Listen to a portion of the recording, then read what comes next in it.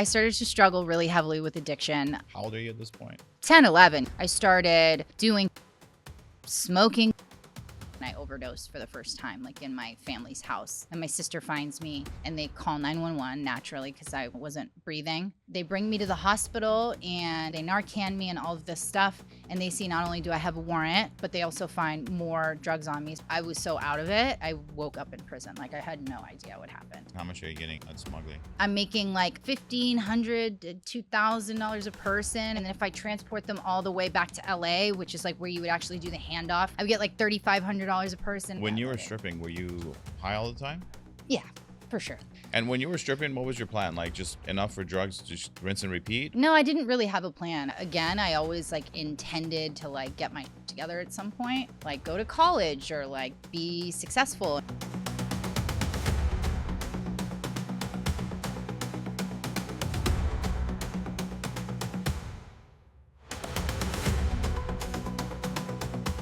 Your name is so different than Glynis? Yes. Where is it from?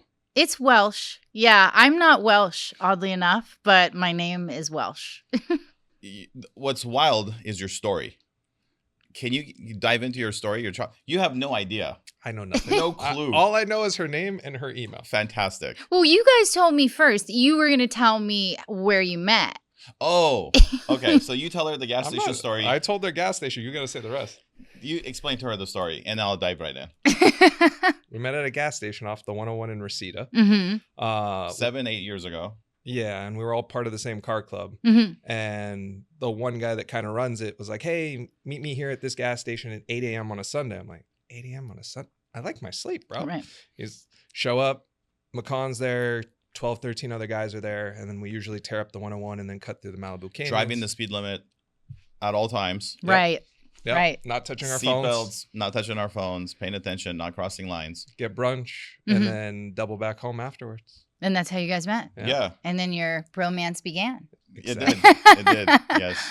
Okay, into my story. You Oof. want me to start Oof. as a Start from the infliction point, how it was, infliction, and then where we are. okay. Get ready for this. I'm definitely curious. All right, let's go. So the infliction point.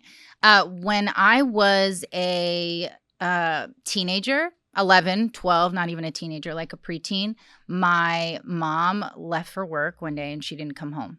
And she was pretty much a stay-at-home mom up until that point. So when she left, it obviously impacted me pretty heavily. But before that point, I was struggling with, I don't know, behavioral issues. I was running away from home. I was getting into trouble. I was hanging out with older boys. I was doing, substances and drinking and using, all kinds of different substances. But when she left, it was kind of just like all bets were off. She just left a letter and She literally just picked up and dipped. yeah. What did the letter say? I don't even really remember, to be honest. I don't remember what the letter said. She left it for my dad, I think. I think she just wasn't happy in the marriage. They weren't getting along. And I have a relationship with her today, but we didn't talk for like 13 years. And she was going through menopause. I mean, that's the reality. I was going through puberty. She was going through menopause. So it was, it was a tough house to live in at the time. And I think she just couldn't handle maybe like being a mom. I think it was fun for her when we were kids.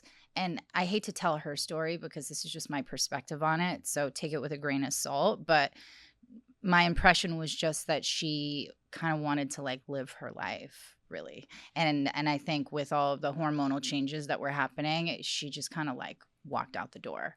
And when she first left, she said that she was going to continue to be a regular, part of our life. But that just didn't really happen. And I was so angry. I didn't really want anything to do with her. Yeah. It was really sad. My dad was super lonely. He was pretty devastated. My dad's like a lot older too. So he was like probably almost 60 years old. He was like retired. And here he is with like 2 young kids, right? I was 10, 11. My sister was like 8. And he was like having to be a single dad. So it was hard. And that's kind of where it all started, I guess. I started to What started? well, What started? yeah. Well, I started to struggle really heavily with addiction. I started using really, really heavy drugs. How old are you at this point? I mean, the drug use in general started when I was like 10, 11, even before she left. But like the heavy drug use probably started shortly after she left. Like I started doing cocaine. I was smoking cocaine. I had an older boyfriend. I essentially just How much older? like in his early 20s, much older, like in wow. hindsight, super creepy. Yeah. But at the time, I'm like, I'm so mature. I was a kid. And Was he getting the drugs for you, or were you getting them? yeah, he was getting the drugs. I mean, I met the people that he was getting the drugs from, but he was the one who had financial means to purchase the drugs. So that's kind of where it started. And then eventually, like the smoking, the coke, and all of that stuff progressed to OxyContin and the pills, like back in the OxyContin heyday. You would know. I remember those days. Yeah, exactly. And so that's kind of where it all started. Yeah. And eventually I got into like my first arrest, I think, was at like 13 or 14. I was driving some older boy's car, me and my boyfriend at the time, who was also, an older guy. He and I had gotten into a fight, so he wasn't around. And I called this other boy who used to sell us coke and crack, and he picked me up and we went to like drive like in the back roads. I lived in Massachusetts, and we were drinking, and I remember it was like a Tuesday night, so it was like a school night, and I had like pajamas on and slippers, and I found myself driving his car. Like he let me drive. I don't know why he let me drive. I think probably who knows what his motive was, but he let me drive, and I ended up crashing that car, totaling it, flipping it into like a lake in November. And I remember he had to like punch out the window and pull me out of the car. And I just like looked like the Swamp Thing. And that was the first time I totaled a car. And then shortly after that, I was driving another car to Worcester to go to a nightclub. Cause I, go to nightclubs at 14. I think I had a fake ID or something like that. And I ended up getting pulled over with like a car full of people, and I got my first DUI. Wait, you were driving a car full of people? Yes. How old were these people? They were of age to drive a car. And they had So you why drive? were you driving? I don't know. I have no idea. Maybe I was the least drunk, but obviously not, because I got pulled over and got a DUI. I don't remember what my blood alcohol level was, but I have no idea. It was a girl that I had grown up with and known since I was a kid. She was probably 17 or 8. She was probably 18. She might have been 17. She was a senior in high school, and I think I was in the 8th grade. And the boys maybe like 21, 22 or something like that. I have no idea, but we were all drunk driving. I got pulled over and I got my first DUI. And so that was kind of like the first time that I had like an actual charge. And it started the cycle of like probation and drug testing and breathalyzing and going to court and all of this stuff. And then child services are involved, because stuff is going on with me that like doesn't usually go on with normal teenagers. And then what happened? What's your dad saying at this point?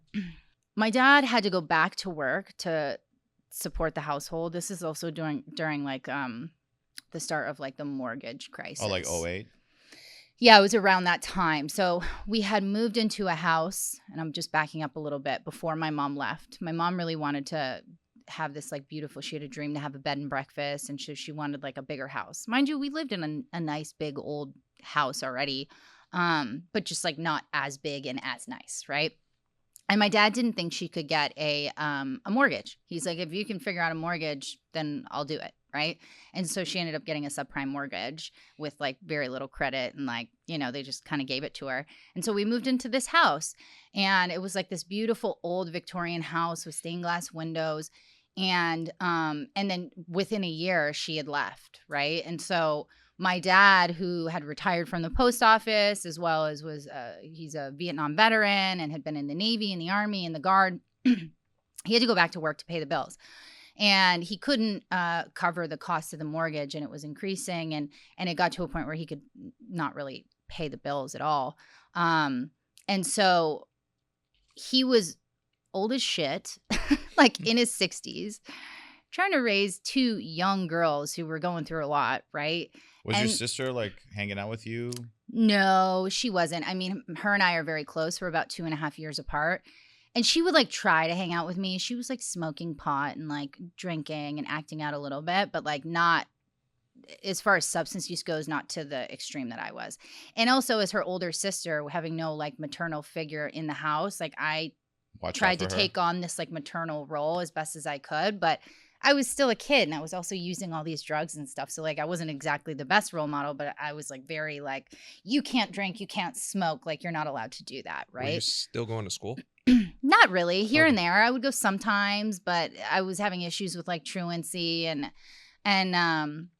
my dad just he was working overnights. He had to go back to work overnights at the local hospital. He was a boiler engineer there, so he was working 11 to 7 in the morning, and then he was sleeping during the day. And so, you know, he was doing the best he could. But I was like so chaotic. I was such a wild child that there was really just like no stopping me. And he just didn't have it in him to like either like beat my ass, which, you know, child abuse isn't good, but I probably needed a good ass beating, or call the police. Honestly, like I was so out of line. I was like, make me come home. You know what I mean? Yeah. And he just, he also felt a lot of guilt over my mom leaving. And like I don't know, he didn't want to cause more issues. Did he do the right thing? I don't know. But it was a little bit unparented. My dad loves me. My mom loves me even. I know that now. I didn't think that then, but they were just like really doing the best they could. And they didn't have much to go on. So after that first DUI, what did you like? What was life like? What was like a daily life for you? After the first DUI, well, I had to go to school, obviously. So I would go to school sometimes, but not other times with the drug use. I was being drug tested. I had to go to probation. I was having court dates. Did it go easy on you since you were like 14? At first they did. I was on probation. I needed to pass drug tests and follow the rules, and I would have been fine. Oh, you didn't pass anything then? I might have passed a couple in the beginning. I think I probably did pass a few drug tests. But I was like taking people's pee and, you know, doing weird stuff. And then eventually I showed up to court and I had to see the probation officer, and I gave a dirty drug test, and like it was for pretty heavy substances. At this point I'm on probation for a DUI, but they don't know that I'm using like drugs. And I think I failed for cocaine and opiates. And they were like, oh, okay, this is a big deal. And so it was like escalated to go before the judge. What happened when you went in front of the judge? Well, so I went to the courthouse, and my attorney at the time, it was like a court-appointed attorney, told me and my dad that I was going to be committed to the state of Massachusetts, which is like Department of Youth Services. 14, 15. 14, 15, yeah. I don't know why he told me that. And I just remember my dad being so angry that he told me that, like, afterwards. Because I kind of had an inkling, but I still was a little delusional that I was going to get away with things. And he told me that. I was like, all right. And I was like, I'm going to go outside to the front of the courthouse for a second. I just took off. And I just ran away with the plan to, like, run till I was 18 years old. That was the master plan. With no money, no job, you know what I mean? No credit card. Did you finish your probation and run, or you were still in the mix? I was still in the mix. Yeah, they were going to commit me. It, bro. Yeah, She's in court, like, okay. Yeah. And she pissed hot. Yeah, exactly. So what happened? Well, I ran away and I just went on the run for a while, and I was on the run for a few months, maybe like 6, 7, 8 months. I'm probably 15 at this point, 15 and a half or something. And I'm just like, couch hopping, hanging out with older boys, doing drugs. I have like a raging opiate habit at this point. And I'm like partying and drinking and kind of just like, I don't know, jumping around. Yeah. And I eventually end up going to, so I grew up in like central Massachusetts. So there's this city called Fitchburg, which is in like the Worcester area. And there's a college there, Fitchburg State College. And I think it had been Halloween, like weekend. And so me and my friend at the time had gone to a college party and we were drinking all night. And then the next morning, we had gone to a McDonald's for me to pick up like a bag of clothes and also some drugs. And so I meet this guy or whatever, and he had my bag of clothes, and he had I bought some heroin from him, and he left, and we pulled out of the McDonald's, and we pulled right out, and there's this little like rotary or roundabout, right? And so we pull into the roundabout. My friend is driving, and she's licensed, and she at the time wasn't doing those kinds of drugs, and she doesn't stop completely at a yield sign. Now I didn't know that when she did that, but like a minute later, we're pulled over by the police, and so I figured that they had saw me buy drugs. You know, I'm like, I'm going to jail. So I have a warrant out for my arrest. I know that they're going to commit me until I'm 18. So I'm probably going to go to juvenile detention. I know that for sure. And now I'm going to have a possession charge. And, you know, at the tender age of like 15 years old, like that in your mind, your life is over. Like you're going to jail forever. Yeah. Right. And so I'm like, I'm not going to jail. And I hop out of the passenger seat when the cop is like checking her license and registration. And I just like start running, and it's like uphill. And so I'm running uphill, and this cop in my mind, he's like 40 years old and I'm 15. So he's like 100 years old. Right. And I'm like, he's old. Like he'll never catch up with me. And I'm super small and skinny and spry. And I'm like, I can outrun this guy. And I start running, and he runs after me, and like he's very fast. He 100% outruns me, and we're doing like the kind of like left right thing, and he can't really like get me, and then he finally gets me, but like I'm like squirming around. He can't get me in the handcuffs, and I'm like kind of like, he's like, stop resisting. I'm like, I'm not resisting. I'm like obviously resisting arrest, and some like motorcyclist guy who looked like a like Hell's Angel, but I don't think was in hindsight. He pulls over, and he asks the cop, do you need help? And the cop's like, yeah. And this motorcycle guy just like slams me to the ground, and I end up in cuffs, and I still have drugs in my pocket. But because I'm a teenager, they can't search me. They can't search me unless until I get to the actual station. It has to be by a woman. So they can't even like go in my pockets. If you're underage, especially at like a male police officer. So I end up going to the hospital first because I have cuts all over my knees, and I'm like banged up from running. And I put the drugs in my Band-Aid on my finger, and I go back to the station, and they search me, and they don't find anything. And then I end up being charged with assault and battery with a police officer. And I have this like juvenile charge. They charge me as an adult for that charge. And for the juvenile charge, I'm charged, I still have to do Department of Youth Services. And so I end up going to lockup essentially until I'm 18. I spend like a year and a half locked up. I get out, and I go to a treatment center until a month before my 18th birthday. And that was really the first time that I got sober for a period of time. How was it in juvie at that time?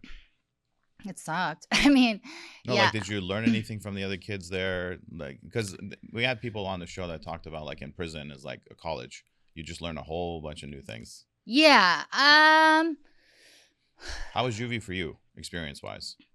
Juvie at the time in Massachusetts was almost like behavior modification. It was very strict and almost militant. And so in the beginning, you know, you want to be like badass, and like it's like cool to like get in trouble and like tell the cops to go fuck themselves and all this stuff. But like you realize really quickly, at least there, that if you do that, like you lose privileges. And because most of the kids in those facilities, they don't have parents. Their parents aren't allowed to come see them. If they have anything, maybe it's foster parents, but a lot of them, like their parents aren't safe enough to go visit them. So they can't put money on your books, right? So it's very closely correlated with like if you follow the rules for a certain period of time, I think it was 2 weeks initially, 14 days of like good behavior, then you can have like points to purchase shampoo or conditioner or whatever. So I kind of like learned how to get in line and just like keep my head down and like do what I needed to do. And the good behavior was also like a mind fuck in itself. Am I allowed to swear? Yeah, of Yes. course. Okay, cool. Yeah. So it was like a mind fuck because you would think, okay, like you don't get into fights, you don't talk back, you get up on time, you make your bed, blah, blah, blah, blah, blah. No, it was like kind of like petty, nitpicky, and like they would fuck with you. You know what I mean? So like, for example, if you're transitioning from like the unit where you stay to the mess hall, like you had to do it like military style, like stand in a box in an exact straight line. And once you start the transition, you go from one unit to the next. If you like itch your head in line, you lose a point. You know what I mean? Or if you needed to use the bathroom and you were in like the community area, we all had these assigned seats, right? And so if you wanted to use the restroom, you would have to like raise your hand. And they would just like walk past you and like walk past you maybe for a minute, maybe for 20 minutes. And then eventually, if you like called out, you would lose a point, which meant you would lose some of your freedom, your ability to like have shampoo. So you would have to say like, can I step up to the bathroom? You had to say it like that. If you didn't say it like that, they would ignore you. And then they'd say, yes, you may step up to the bathroom. You'd go to the bathroom, you'd get out, you'd have to get up and hold your hand up. May I step back down to my seat? Yes, you may step back down. It was just like kind of all these like weird kind of like mind control type deals, like trying to just get kids to like get in line essentially. Did it work? 3 years of it? Well, I was there for a year and a half. Yeah, I think it did. I mean, So you were 16 when you went? I was like, I had just turned 16. So my birthday is on October 3rd, and this is like day after Halloween. Oh, okay. Yeah, so I turned 16 there. So I was there for like a year and a half, give or take. And yeah, I learned how to do time. I learned how to like program, how to like do whatever was in front of me, like school, reading, like just like doing what you need to do. I learned very quickly, like a calendar, counting days. Don't do that. Don't do that. Like, I guess now I look at it as like mindfulness, like being present in the moment. But that's kind of what you have to do when you're in a situation like that. Because if you're hyper focused on the next court date or the next visit or the date you'll get out, like your time is going to be very challenging. And also kind of how to get along with difficult personalities. Like most of these girls were really like traumatized, like sick girls. You know what I mean? They were having serious problems. Like, my life was not perfect as a kid, but like my parents loved me. They didn't beat me. They weren't doing drugs in the house. My mom left, but like she was going through her own shit. Like I wasn't, it could have been a lot worse, you know? So that was interesting for sure. It was like not fun at all. But by the time I got out of there, I went to this recovery home and most of the girls there were like, this place sucks. And I was like, this is great. You know, I remember I would sit at the kitchen table after a meal and like just put my hand up and they'd be like, why are you raising your hand? And I was just like programmed into my head, you know what I mean, that I needed to like step up Now you could go to the to clear restroom my plate. without Yeah, asking. yeah, or to clear my plate or whatever was going on. So Did you get into fights while you were in juvie?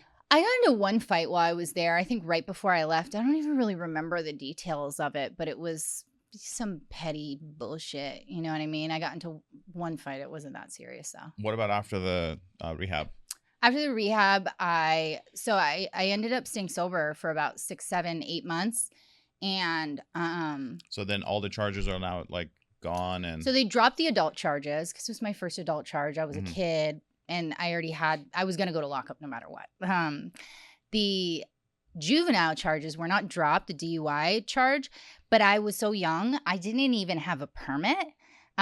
So there was no number to record the DUI. Like Oh, if you wow. look at my Driving record record? currently, I have DUIs on there, but that one doesn't exist. Like there was nothing to connect me to. I wasn't able to get my license until I was 18, so I had to wait until I was 18 years old to get it. But yeah, it wasn't dropped. It just does. Like, just Doesn't it's exist. floating Doesn't around somewhere. exist. Got it. yeah, totally, exactly.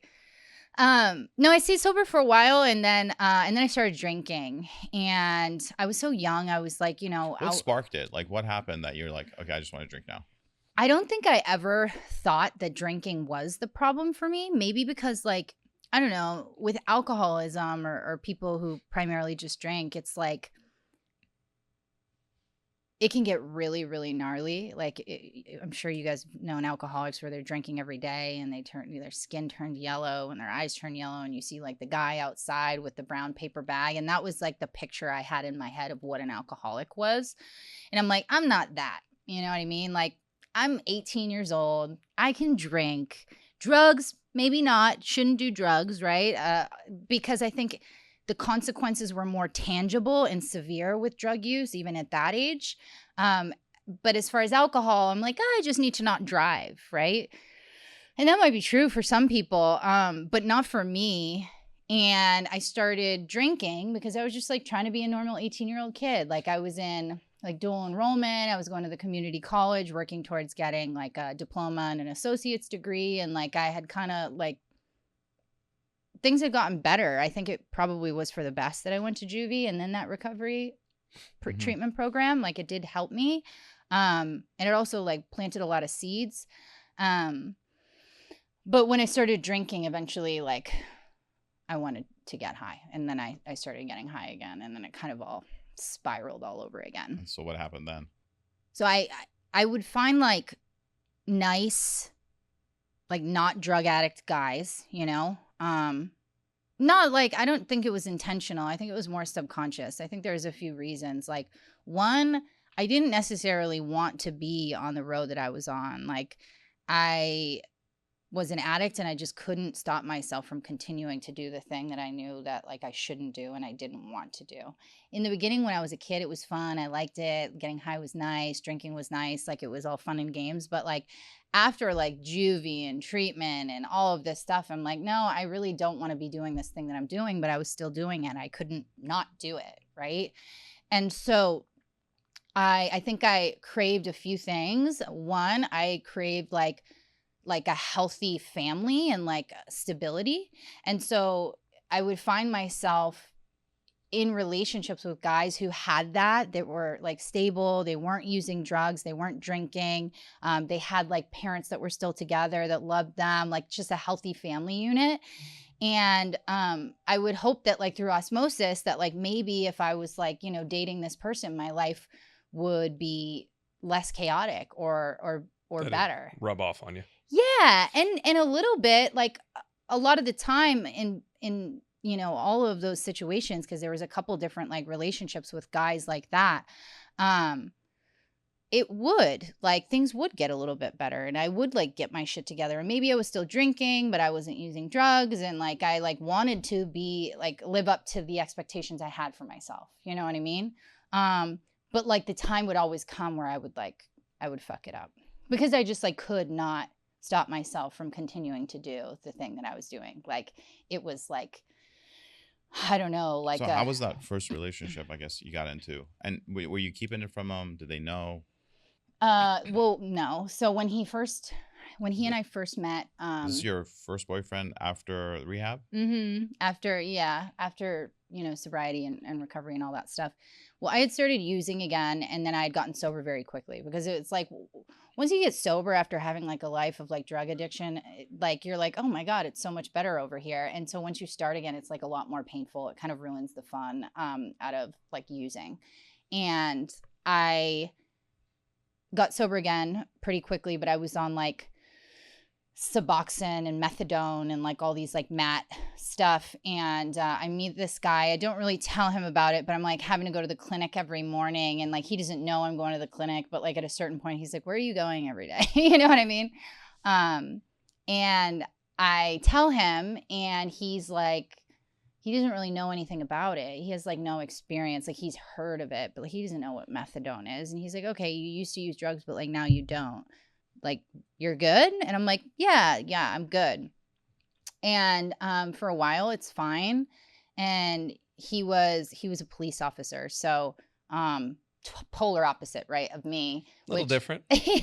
Yeah. And he, I mean, he was a really good guy. Like, he wasn't like a douchebag cop, you know, like this idea that people have. He was like kind, like honest, loving, reliable. Like he was a good person, genuinely.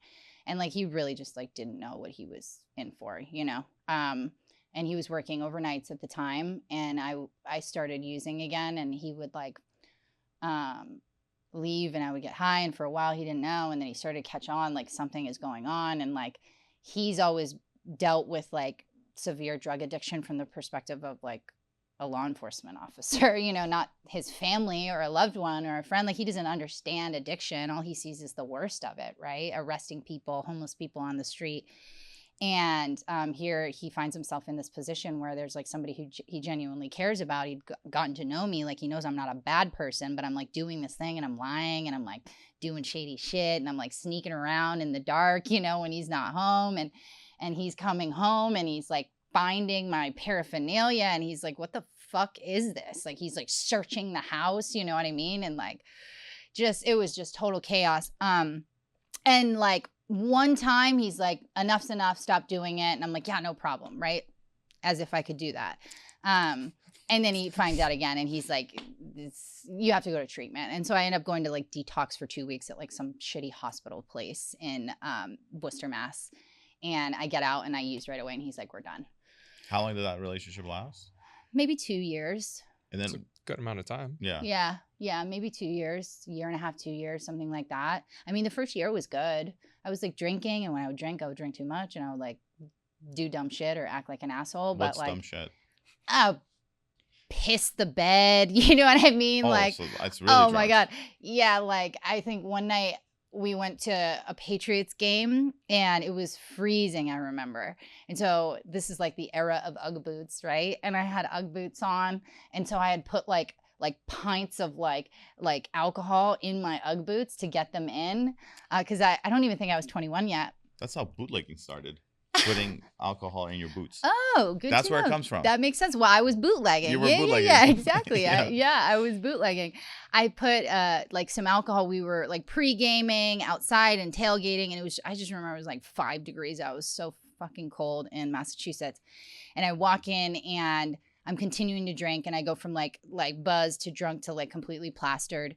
And I'm like smoking cigarettes, you know, like Newport hundreds in the unit. in Dude, Vegas. like, and they're like, I think I was asked 5 times to stop smoking, but I was just so drunk. I was like, okay. And then I just light up another one, like in the stadium, right?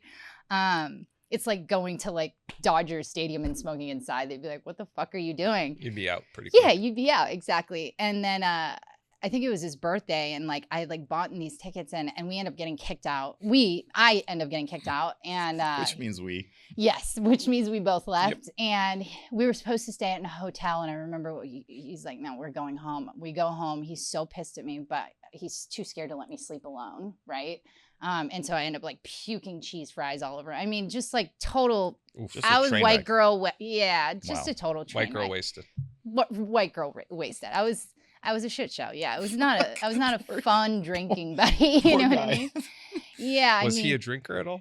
Yeah, but normal. Like he was like a normal drinker. Like a he few didn't. beers. Yeah, he didn't get obliterated. Like he would get drunk once in a while, but like he wasn't drinking daily. Like he was like a normal person. Like he could handle his alcohol. And like I had a girlfriend that used to drink a lot to the point of like blacking out, and I was like, oh God, I gotta carry her out. oh my God. And it was like, I was just always nervous. Like one drink would turn to 2 to 3, and I'm like, okay, I can't drink tonight now because I gotta make sure I'm not like both of us belligerent. Like right, alcoholism. Yeah. Yeah, it's crazy. I mean, I remember we went out for like Halloween one night, and I was dressed as Cinderella, and I had this like tiny little like tutu on, right? And it was like a onesie thing, so you had to zip it from the back. I got so drunk. I don't know what happened at the club. I have no idea, but he got very angry with me. I have no memory, no recollection, no idea. So we drive back to my house, and we were in my car. And when he drove my car, he would just toss the keys into my purse when I was in the passenger seat, and we would get out. He'd be like, okay, come on, let's go. And I remember that year it was snowing in Massachusetts for Halloween. So it was very cold. It's like, 10 degrees out. And you're wearing nothing.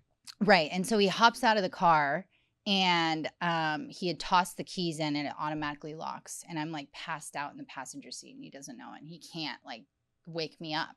And he's like shaking the car, and he's like banging on the window trying to wake me up. And I'm not waking up, and I'm not waking up. So he goes and like gets a hanger to try and like jimmy the car. And he's in the passenger seat. He's like, I'm so pissed at this drunk bitch right now, but like I can't leave her in the car because she'll die of She'll freeze to hypothermia. death. Yeah. And so he has like, he's trying to like hook it, but it was like new enough where it wasn't easy to just hook it. So he like resorts to like poking me in the face, and I just like won't wake up. And then finally he gets the door open after like an hour and a half, and he picks me up in this Cinderella outfit. And as he's walking up the stairs, like carrying my like drunk ass, I just piss all over him. Oh, shit. And like, that's how I drink. It's like, I'm not very fun. And it was just a lot of that. All of my relationships are like different versions of exactly what I just described to you. Like I would find a nice guy, and I wasn't necessarily a bad person. I was just like a super sick person, and I would do like fucked up shit that I like didn't intend to do, and I would embarrass myself, and I would embarrass them, and I would lie to them, and I would be dishonest, and like that is the cycle, you know? So when did you get into trouble again after? Well, there was a lot of... Sorry, I didn't mean to cut you off. After the juvie, like when was the next time you got into trouble and what happened? It's hard to keep track. I had a lot of like little troubles. There was another DUI when I was 18. I was like passed out in a car with the lights on and on a back road. I got another DUI, which I had like an expensive attorney and somehow like won at trial because I was drunk. It was July 4th. I was wasted, blacked out, like no doubt about it, but somehow won at trial. And then there were a lot of like cars that I crashed or issues with that. There were a couple arrests in Massachusetts for like drugs and paraphernalia. And so that kind of started after that relationship ended because I like couldn't stay sober. He was like, I'm done. You know what I mean? You're going to ruin my career. I can't deal with this. I can't trust you. It's like, he's like, this is crazy. Understandably. And I end up getting loaded and getting into trouble. And I'm like working at strip clubs, and that's how I'm making money. And I'm like, essentially, like, I no longer really have much of a social life. I'm just like sleeping all day, working at the strip club at night, and buying drugs after, and like rinse and repeat. That's like all I do. And usually I'm like high at 3 a.m, driving from Providence, Rhode Island back to central Massachusetts. And I'm like nodding off at the wheel. And so I would get pulled over, and like they would find drugs on me. But usually they just put me on probation. And I would fail a drug test. I mean, like it's the same cycle as when I was a kid. Like I cannot stay sober. It doesn't matter how bad the consequences are. Doesn't matter like who I'm hurting. I will 100% continue to. When you were stripping, were you high all the time? Yeah, for sure. Are most strippers high? Like your experience, just the girls that you were like working with? I wouldn't say most. It was like 50-50. Mm-hmm. Yeah, there were like the random like there were girls who like were genuinely going to college, like working their way through college. Not as so many, probably less so. Then there was like girls who were like, you know, like addicts or alcoholics, and they were just like doing what they need to do to make money. Then there was other girls that were just like relatively normal, and it was good money, and it was fine. They could work 2-3 days a week and like make a good income, and like how much would they make working like 2-3 days a week? It really just depends on where you were working. In Massachusetts, it was stricter, so harder to make a lot of money in a stricter environment. I mean, you have to like put in more time and energy, and like, you know, it's few and far between who walks through the door willing to spend a lot of money. In Providence, Rhode Island, it was like free for all. So I was averaging at the time, this is, you know, it was the first time I started was when I was 18. Then I stopped when I was in that relationship. And then I started again at 20 when the relationship ended. But I was like making $1,200 to $1,500 a night. Which at the time was like a lot of money for me. Yeah. You know what I mean? Yeah. I was like able to pay my rent in like a night or two.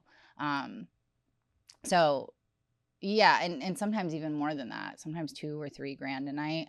If you traveled to someplace like Miami during a certain season, or like Vegas or something like that, you could make even more money for sure. Yeah, LA has that Thursday night to Sunday. Thursday night, the girls fly to Vegas. Yep. So if you're on a Southwest flight Thursday night, out of Burbank, out of Burbank, it's all strippers, and then Sunday morning, it's all strippers coming back. You guys know a little bit too well. Well, it's LA. It's kidding. in LA. I'm just messing with you. Yeah, no, that's kind of the hustle. Like girls will fly all around based on the season and like what area is popular, and you can literally just fly someplace for the weekend and make money.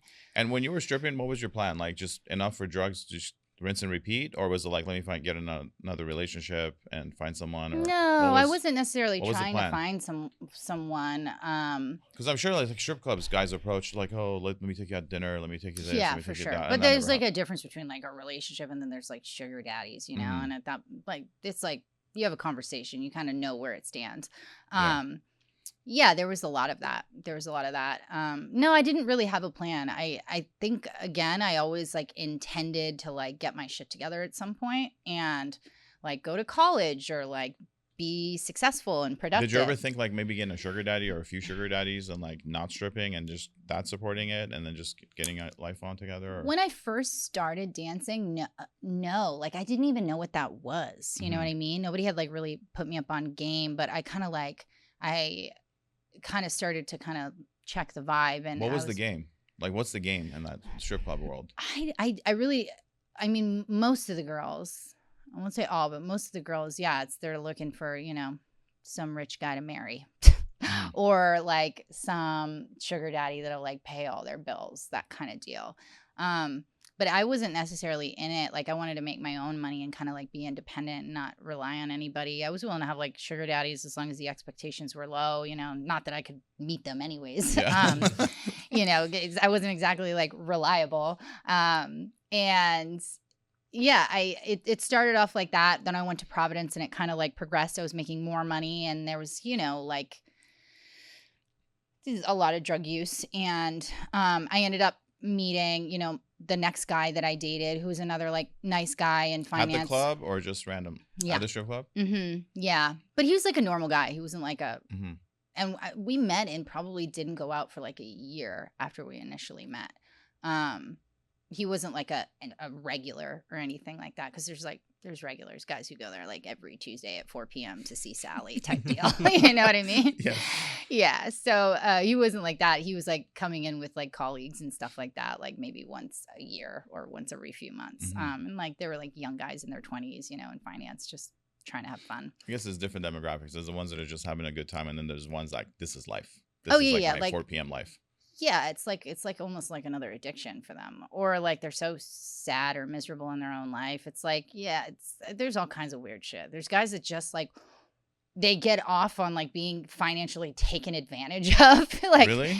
Oh yeah. Those are those are honeypots then. Findom. No. It's a whole thing. Financial domination where like they just want to like be treated like shit and paid to do that. Yeah, it's a whole thing. Okay, so let's break this down. Yeah, I'm a little break down all the confused guys. Break down all the guys in the strip club. So you got the one timers, the regulars, the findoms. What are the? Yeah, well, there's just like regular guys that are lonely or awkward or like don't know how to connect. Then there's some like young, you know, like good looking guys who still come in and become relatively regular. I don't know what their deal is or what's going on with them, but like by all accounts, if you see them, they just seem like normal guys.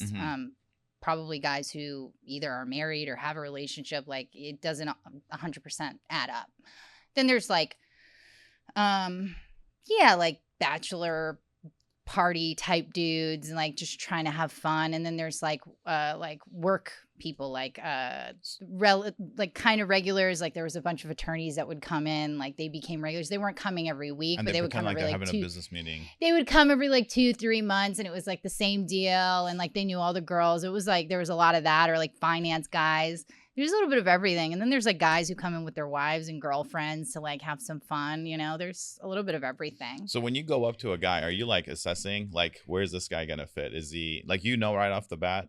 Like, do the girls know going up, like how to kind of like finesse the guy in a sense? Yeah. Like, so, I mean, everybody has a different approach, right? For me, I would just have a normal conversation and like connect like genuinely with someone. Like they didn't know my real name, but like aside from that, I'm a people person, right? Yeah. And like I still am, and like I take a genuine interest in people.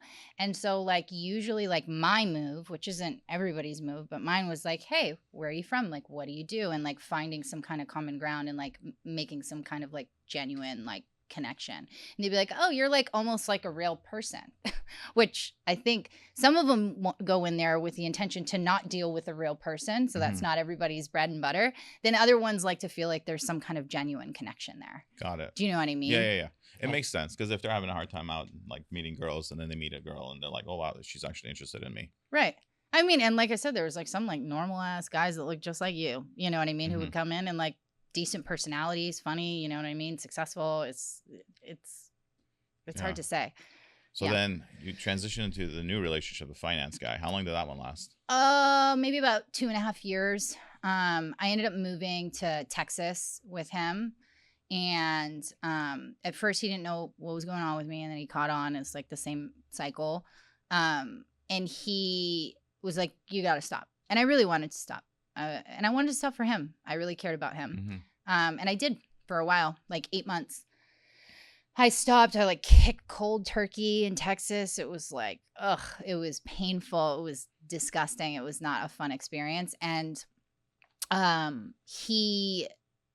I had to come back to Massachusetts for something. I hadn't been back. And I forgot to mention this. So I had a drug charge. I was on probation before I left. Surprise, you left surprise. Massachusetts. Yes. Yeah. Surprise, surprise. And I couldn't stay sober. And so that was another part of the reason where I'm like, Texas sounds great.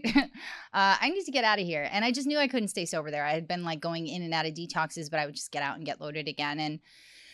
And I took off, and I had been on like the equivalent of drug court. They call it sheriff's department in Massachusetts. Drug court is like when you're having to like go essentially to like groups and like test. Oh, like mandatory. Times. Yeah, multiple times a week. They'll randomly call your color, and you have to like show up and piss. And when you first start, they're calling it a lot.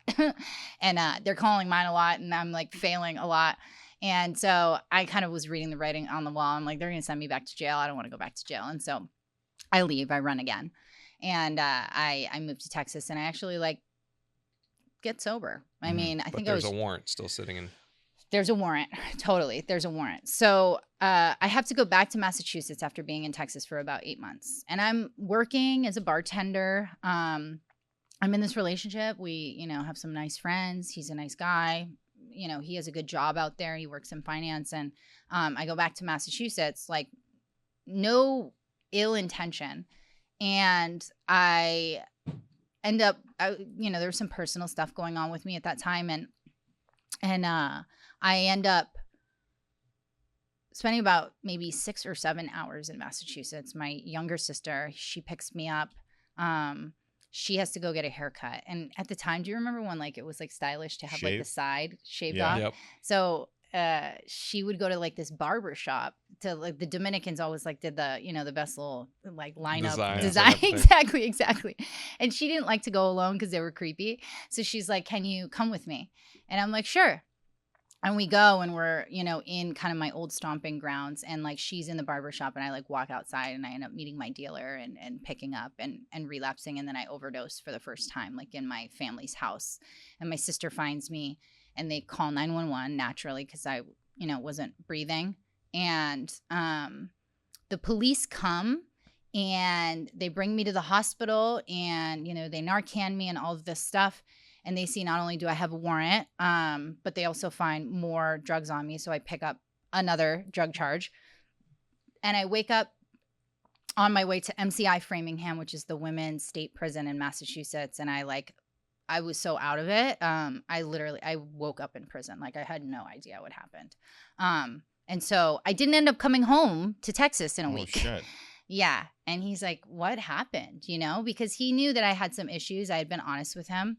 But I had like gotten it together during the time that we were in Texas. And again, he doesn't really understand addiction, like the kind of addict that I was, So I end up going to MCI Framingham, and I wasn't supposed to go there. It wasn't like a prison type charge, but I think they were full. Holyoke, which is like the county jail for women in that particular county, like they were either full or something was going on. So I ended up going to state prison instead.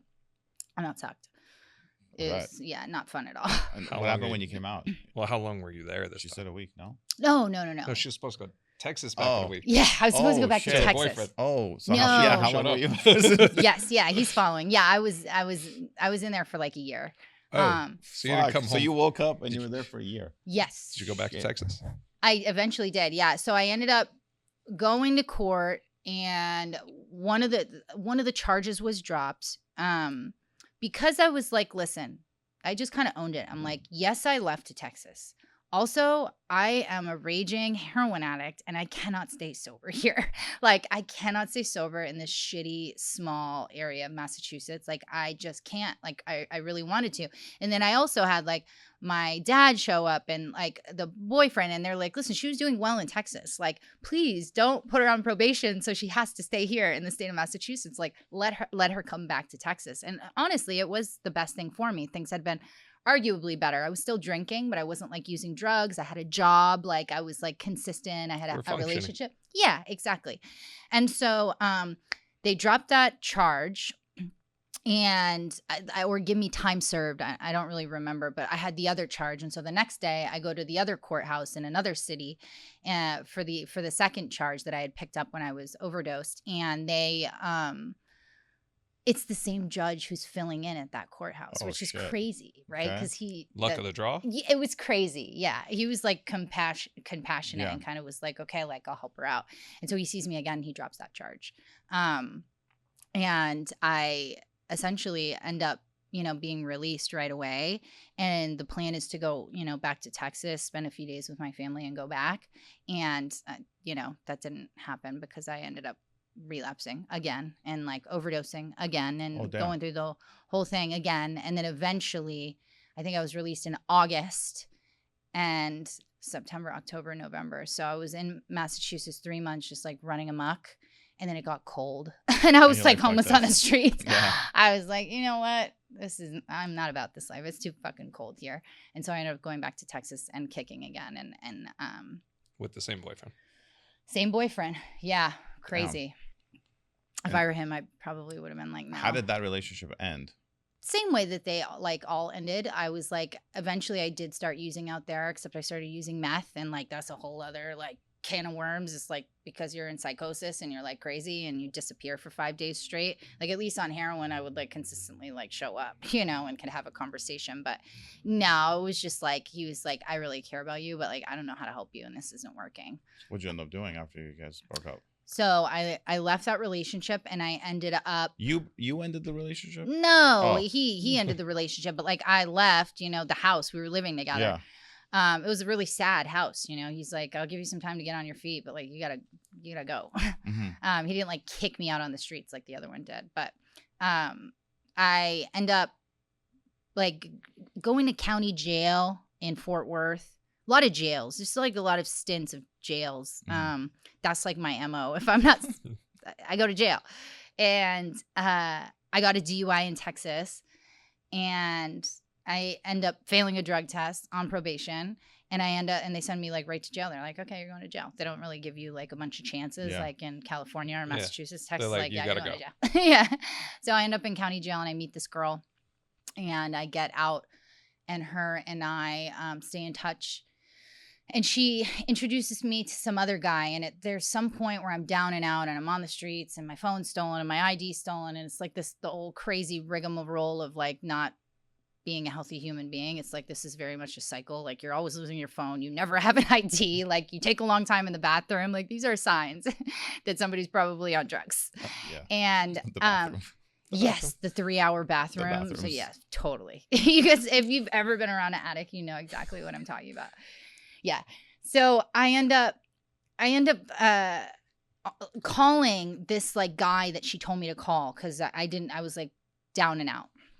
And he shows up to pick me up with this other guy. And this other guy is, he's a pimp. And he didn't introduce himself as like, hi, my name is Mike and I'm a pimp. But in so many words, I kind of like figured it out. How was his approach that you figured it? Like, well, his name was Money Mike, so it was like sign number one. That's a giveaway. That's a giveaway. But aside from that, most women don't find themselves in that position because they have like a super healthy foundation or like home or like relationship or whatever. There's something going on, whether they are on the streets and have no place to go, whether their like kids were taken away from them and they're heartbroken, whether they have a drug problem or something like that. And those are the kind of women that you're targeting typically. If you're a pimp, you're targeting women who are like down and out. It's like a predator, basically. Yeah, it is predatorial, totally, of course. And you kind of figure out what's going on with them, or he figures out and uses that as a pain point and like builds a dream or a fantasy of like what dream did he build for you? I think some of the girls fall in love with their pimp. That's part of it. Like, oh my God, I'm in love with him. Like the power struggle. That was not the case for me. I was not in love with him. And I also understood like what he was doing. I understood like what he was and what his intentions were. But I also was at a point where I like no longer really had any barriers as to what I was willing to do to continue to like get loaded the way that I wanted to get loaded. And essentially I ended up just kind of I was just like willing to do it. I'm like, okay, he'll give me the game. I was like, I'll get all I can from him. What did he teach? Like, what did he teach you?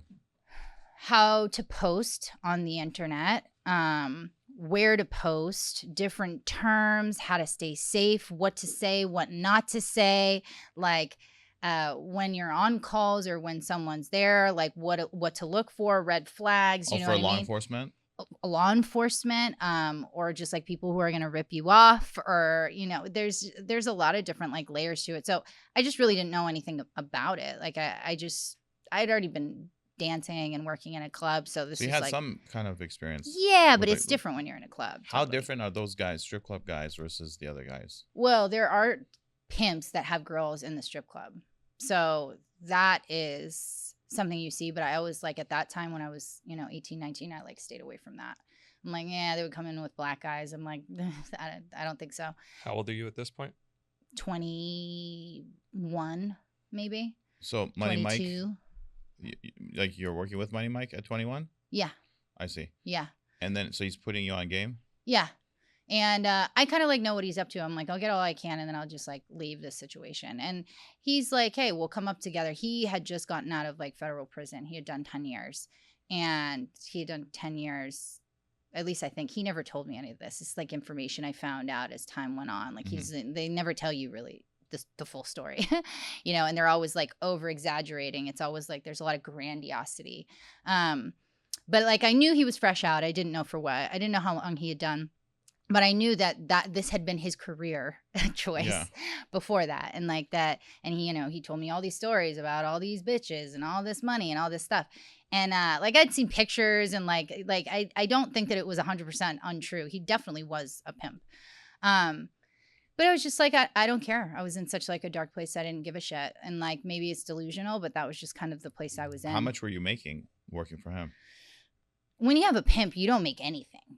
But the idea is that they provide everything you need. Like a pimp, and yeah, it's ridiculous, but like they're not like giving you money. They'll like get you your nails done. They'll like get you nice clothes and nice bags. Like with your own money. With my money. Exactly.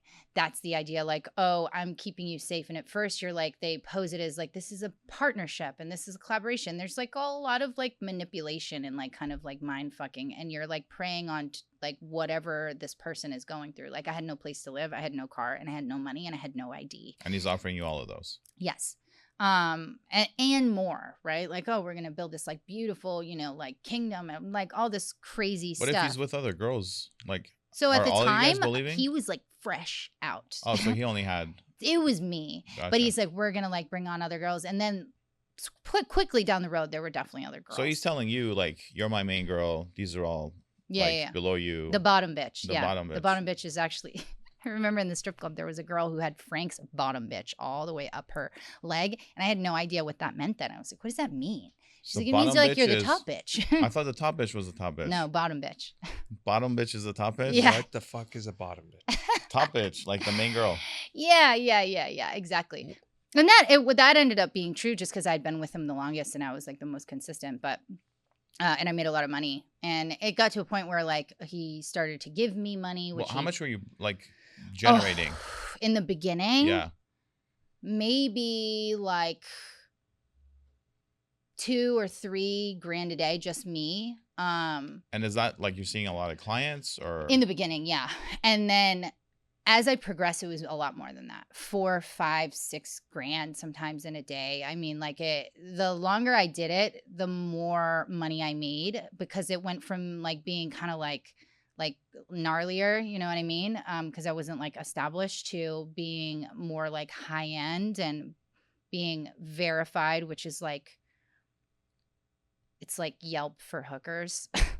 Like once a girl has seen enough, like, okay, how do I explain this? Spill it. Just go all in. So there is a lot of men, and they call them hobbyists. So they call like seeing girls, it's the term for it, like the underground term is the hobby, right? Rather than I'm going to see a hooker, they call it the hobby. And the That's tricks or the Johns are called hobbyists. Who calls them hobbyists? This They call subculture, themselves- this okay. like subculture, I guess right? they It's, name themselves. yeah. It's just like it's a weird subculture. But the girls call them tricks. Yeah, we call them tricks. I Okay. mean, when you're talking to them, you call them hobbyists, but yeah. I see. But behind the scenes, they're tricks. Yeah, they're tricks or clients, right? Depending. What does tricks mean? Like, where did that come from? The That cereal? no, like what is that? What is the meaning behind that? I Like have you no idea. tricking them? Is that what it is, or I have no idea where the Okay. word came from. It's just what it's known? yeah, what it's Okay. called. I didn't know bootleg was from putting. Well, yeah, well, that started in Prohibition. Yeah, Yeah. I'm sure that Okay. it originates from something else, but that's just So what the we girls call call them. the guys tricks, but to be polite, they call them hobbyists. Yeah, well, when you're talking, especially on the internet, so Mhm. there's like a kind of whole dark underworld, and so like you don't want to use typical terms because it Flags you. yeah, it makes it more obvious. If you're Yeah. talking to law enforcement, it's a little bit clearer, you know. Yeah. It's just because there's forums and there's like, you know, sites that are like members only type sites. So once you get to a point where you're they call the girls providers, and once you get like enough reviews from like hobbyists who are like well known in this like subculture, right? And trusted essentially, and like their hobby is literally just seeing prostitutes, you know what I mean? Mhm. And then they'll like rate them, and they'll start reviewing these girls. And so they'll say, okay, she looked like her pictures, because that's a big thing. A lot of girls will post pictures that aren't Photoshop. them. They do that anyway. You Well, go they'll on literally Tinder. use they'll Yeah. literally use pictures of people that aren't them, like Mhm. like different people, and then you'll show up. You're like, I thought she was Asian, and it's like, Catfish. you know what I mean? Yeah. Exactly. So that's one thing. Did they have like a clean space? If you're going to them, like, do they have a clean out call? They'll rate Mhm. that. It's like going to like if A you rate a restaurant or a hotel, like Yeah. there's all these different markers. Like, did they spend the entirety of the time that you paid for? Like, did they rob you? The worst thing you can do if you're like a verified provider, which takes time, and like you start making a lot more money, is like rip somebody off, because then you'll get a bad review, and then they'll like essentially take you down off of everything. So I get to a place where I'm like a verified provider, right? And I'm making really good money, and I'm seeing very few people, a lot of the same people. If it's new, it's like for a lot of money. It's not cheap. Like, what's a lot of money? Just At the time, and this is, you know, over a decade ago, like $500, $600, $700 an hour. Just depending. If you're traveling, you can charge even more money. It's like kind of like how the strippers go to Vegas. You can charge more, especially if you're like verified. It's like almost like a celebrity you're hiring or something. it's kind of, yeah, except in this like weird subculture. And so yeah, I start making a lot of money, and then there's a bunch of other girls at the time that are like other hoes, and they're not like really making as much money. They're definitely not making as much money, and it's like chaotic, and there's like always drama, and like they're not really working. And I just was like, this is stupid. This no longer makes sense for me. And he's like trying to keep control. So like he has a car that I use, but like I don't have a car. You haven't crushed this one? Like, no, I hadn't crashed this one. No. Meth, you crash less on meth. Really? Yeah, it keeps you awake. Oh, shit. It's good to know. Yeah. It keeps you You're, awake. you're still on meth during this time. Oh, yeah. I'm on meth. And he eventually, like, I'm just like, this is stupid. And he kind of like, it's no longer benefiting me. For a while, it was good. Like we like moved our way up. We had like a nice car. We lived in a nice loft. Like I had plenty of like whatever I needed, I got. I wasn't like suffering or starving or So anything. how do you get out of a relationship like that or a situation like that? Well, especially because you're like the breadwinner here. The primary one for sure, and the most consistent. That's what it's called, the primary? No, it's called the bottom bitch. Okay, the bottom bitch. Yeah, no, I was the bottom bitch because I was like, him and I had like become, it'd been a while, like he trusted me. Yeah. And like if one of the other hoes was fucking off, I would tell him, you know. And also it was bullshit because like I'm not fucking off. Yeah. I'm making a lot of money and like I'm doing all the things that I'm supposed to do. And he was drinking a lot. He wasn't a drug addict or anything, but he was drinking a lot and he was just like not on point anymore. And like the girls were just like, they would post, they wouldn't answer calls, so they weren't making money. I'm like, this is stupid. And so I like took off in the middle of the night. They were all out, a bunch of fresh turnouts, which is like new girls were out. And they would like go out and have a few drinks and like post online, and like the calls would start coming as soon as you would post, hundreds of calls, and they'd just be running around all night, like taking the girls to. So you would get hundreds of calls a day? When with Backpage, yes.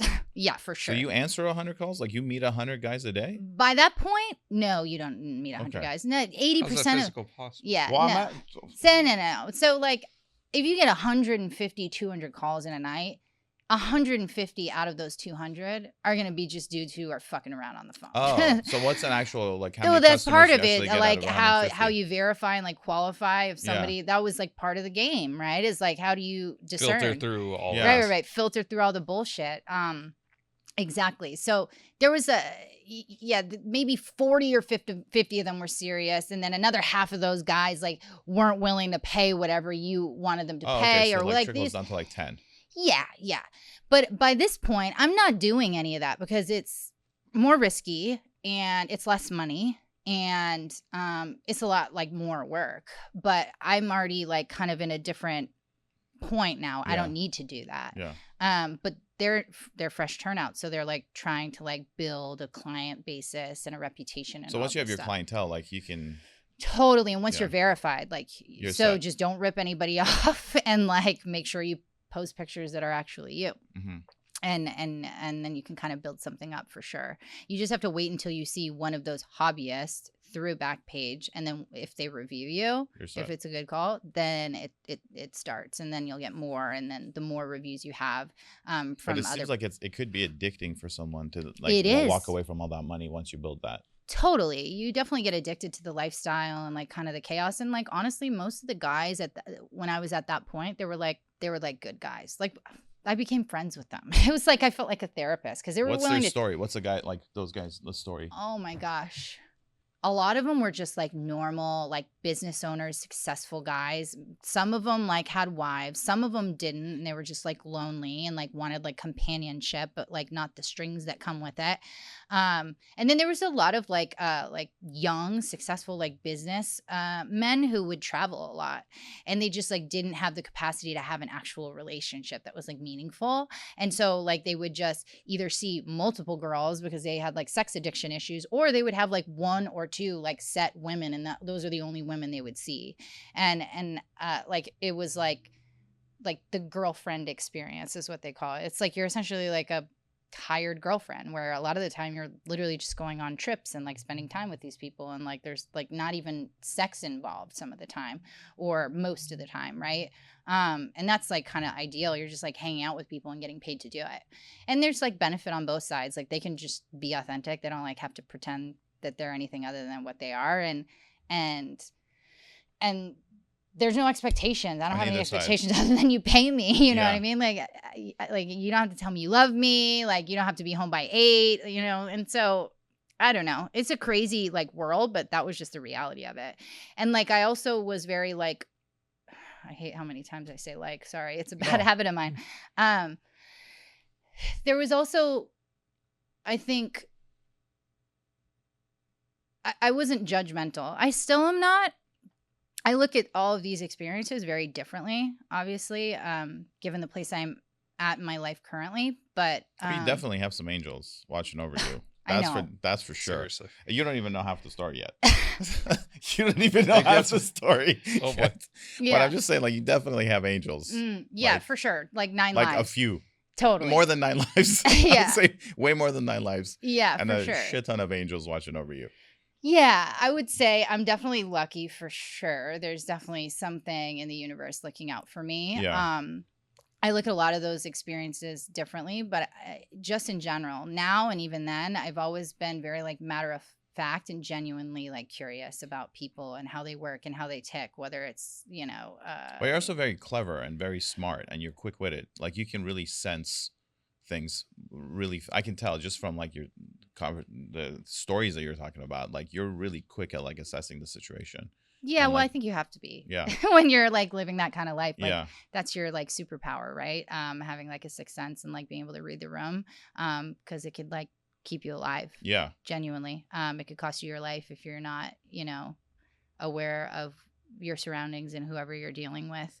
And I'm sure that there was definitely experiences that taught me that lesson the hard way. But just in general, I genuinely took an interest in people, and I think that like the guys or the people I would see felt important, and also felt like they could probably be more honest with me than they'd ever been with anybody. You know what I mean? About Yeah. whatever. Well, because it's not going anywhere.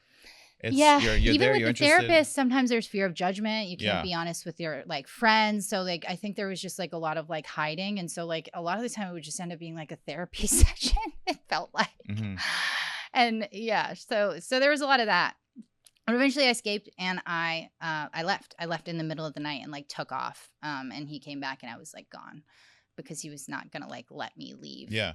Yeah, that wasn't really part of the deal. The worst thing you could be in that like pimp ho world is like a renegade, right? A renegade is somebody who leaves and like does it on their own, and they're successful because it kind of like ruins the whole fantasy that a pimp is the only way. So I went and did that, and it was, yeah, Did you do that in LA, or did you do that over there in Texas still? Texas. Okay. And then eventually LA. That's how I ended up coming to Los Angeles. So I was in Texas for, I don't even really remember how much longer, maybe another year on my own. And eventually I came to LA to visit. And I just never left. And then I ended up kind of like running amok here for a year. Like everywhere I go, I take myself with me. So I'm like involved in all kinds of wild stuff, like gang members and like in the streets and like all this crazy shit. So like by day, I'm like this high-end like escort, you know what I mean? Getting paid, hundreds of dollars an hour to like go hang out with rich dudes, in the hills. And then by night, I'm hanging out with like gang members, like in like 8th and Alameda and like 6th and San Pedro and MacArthur Park. And I'm like, just like living this like crazy double life. You said 6th and San Pedro. Last week we had someone here visiting, and he was like, "Give me a hood tour." I'm like, "Are you sure you want a hood tour?" I'm like, "All right." I'm like, "Take him to 6th and San Pedro." So we go to 6th and San Pedro, and I'm like showing him around. It's so funny that you just said 6th and San Pedro. Yeah, the Cubans. Yeah. I mean, yeah. They did It's have funny. some good My churros. one of my childhood best friends, who I knew for years and years in like Massachusetts, she came out and visited a few months ago. Now, her and I had like, we've been best friends from like 8 to 18, but I went off the deep end, and she ended up like getting her life together. And so for the last, 13 years, she's like been a normal person. She's a mom, has a career, all this stuff. So we didn't talk. And eventually I came back and made an amends to her, like for my behavior and like the things Yeah. that I had done. And we like reconnected, and she came out here for the first time, and we went to a Kings game, and we were like, When did you go to the Kings game? We were just at one 2 days ago. Oh, my husband was at that game. They Oh, won. Yeah, I know. Yeah, They won my in husband was overtime. at that game. Overtime. I was invited, but I was tired. I was like, I'm It was staying actually up. a really good game. I know. two Last night fights. they lost in shootouts, though. Yeah. Yeah. Yeah. No, I this was a couple weeks ago. And then she's like, I want to see Skid Row. And we did the same thing. I was like, but it was like, San it's like Julian Street is like basically where. it's like a third world Yeah. country. If you've never seen that, if you're not from LA, it's It's not why. an it's Hit not us a up. I'll normal- take you to 6th and San Pedro and show you LA. And Like the I real think LA. anybody should see it, because it really is like I grew up here, so for us, Yeah. it was It's like not no big normal. deal. It's No, not for us it normal, was though. normal. For us, it's normal. It was though. normal. I know, So I we're know. driving through it, and then Ryan, who his episode's coming out soon. Ryan was like, "Yo, I want to see LA. Take me to the hood. Take me to the hood." So we take him to the hood, and for him and I, we're just like, "Oh, pull over here. Let me get some churros. Let me stop by the fruit guy, get some fruit guy." He's in there with his camera, like recording everything. He's like, "This is the best thing We're ever." just getting tacos. I'm and like, "Yeah, shit this go. is tacos. Just normal, Yeah, just right. normal LA." Yeah, totally. And he's like, "Is it dangerous here?" I'm like, "No. LA's weird. The hood is safe because they think everyone's got guns. right. Beverly Hills is dangerous 'Cause because they nobody's got know you guns. don't have guns there." Yeah, they don't really fuck with you unless somebody's like in psychosis. Yeah. You might risk being If you touched look by a like- naked guy covered in feces. Or It's something but- thrown at your car, possibly. Yeah. Oh, your car will get Yeah. broken into. Yeah. You definitely don't want to leave your car down Well, there. no, even just driving around. Yeah, might you'll throw get something. Yeah. poop or something thrown at you, but Totally. yeah. Yeah, shit, no big deal. So the LA part. So I come to LA, come to visit, end up getting kind of like stuck out here. Same rigmarole of like losing my ID and my phone and like you can't figure anything out. And So next time we like run into a buddy and he's like lost his ID, lost his phone, we're like, "Oh shit, We Oh, know shit. what We happened. gotta take you." yeah, I mean, how many times has he done that is the next question. Well, he used to wear it around his neck, Yeah. like his ID. I'm like, "Bro, like, why is it around your neck? Just put it in your pocket." He's like, "I'll lose my shit." His is, "I'll lose my balls if it wasn't put in a sack." Oh, yeah, some people are just forgetful. I was Yeah. just around people who like were thieves. Were thieves. pretty, yeah, Yeah. simple. I'm like around a bunch of weirdos. I also would lose shit because I was always fucked up. But so I end up getting involved with all these like kind of crazy people, and And LA being LA. LA. I'm like, I know the streets. You know, LA is it's a whole other. Everyone comes to LA thinking, "Oh, this place is easy." I know. No, LA will thing. just. No, LA is will a- like chew you up. I spit you remember back. even in Texas, like I used to spend time in like the east side of Fort Worth, which is like it's pretty fucking hood, or West Dallas, like Singleton and Harry Hines. It's like pretty gnarly out there. It's like predictable, like the predictable kind of gnarly. Yeah. You know what I mean? Like people with guns, gangbangers, like all that stuff. But here, You don't know. when I was in downtown LA, I had no idea what I was like dealing with because I'm like living like on the streets essentially in downtown LA. I'm in MacArthur Park and it's like Oh block shit! to You block. went to MacArthur Park too? Yes. God damn, yeah. girl, you knew all this. So I'm like, it's like block to block Yeah, where there's 7th and like rival Alvarado. gangs. Literally, I Yeah. mean, I remember there was. I'm not even saying the Southsiders are over there. Yeah, there is gang members and they're all fighting with each other, but it's block to block. And I'm just a fucking regular old junkie trying to get a bag. You know what I'm saying? Yeah. And so I had no idea, like, I can't get a bag here and then get a bag here because all of a sudden, you know, I don't know what's going on. I don't know what's what. I think I know, but I had no idea. And I start getting involved with people and things start to get really, really chaotic. I'm hanging out with these, you know, like gang banger dudes and being like, you know, handcuffed to like the sink in abandoned buildings and like By who? you know, there's some of these people, you know what I mean? They Because you want owe my money. No, they want my money. They know that I'm making a lot of money doing what I'm doing. Now, mind you, these guys are not pimps. They're just gangbangers who are greedy, and they're like, "Oh, you're in my hood." I'm like, "I'm not Oh, so working they're trying here." to tax you. Yeah, I'm also not working in your hood. Like I Yeah. was on some other shit. I wasn't on the Yeah. streets. I'm like, no, and or like they always think you're a cop or something, and I kind of look like somebody who could be a But cop. usually I'm a cops little are bit in too. pairs. They're not gonna go like one by themselves. I don't know, but all I know is when you're dealing with gangbangers who are tweaking on meth, like yeah, they're they- very paranoid. And also I just popped up out of nowhere in the streets. Yeah. And like they know everybody in the streets. And so it was just a lot of chaos. But eventually I end up like I'm buying a lot of drugs. I'm spending a lot of money and like large quantities just for my own use, just because I didn't want to go get a gram here and there. So I would get a lot and then I would just like show up, once a week. And eventually I'm like buying like in Skid Row, like out of a tent, right? Because I don't like have any other connect at the time. And they don't just hold that much there. They have like dimes and 20s, you know what I mean? Maybe half grams, but they're not holding like large quantities. And usually they're going somewhere to get more throughout the day, right? So they don't get robbed if the cops come, et cetera, et cetera. So every time I come, they're having to like go and pick up and like bring what I need. And I'm doing that consistently enough where eventually I'm introduced to the person that they're picking up from. And I end up meeting this other like kind of gangbanger dude. And he like has this like crazy loft in like downtown LA, like penthouse lot, like he was a real gangbanger, you know.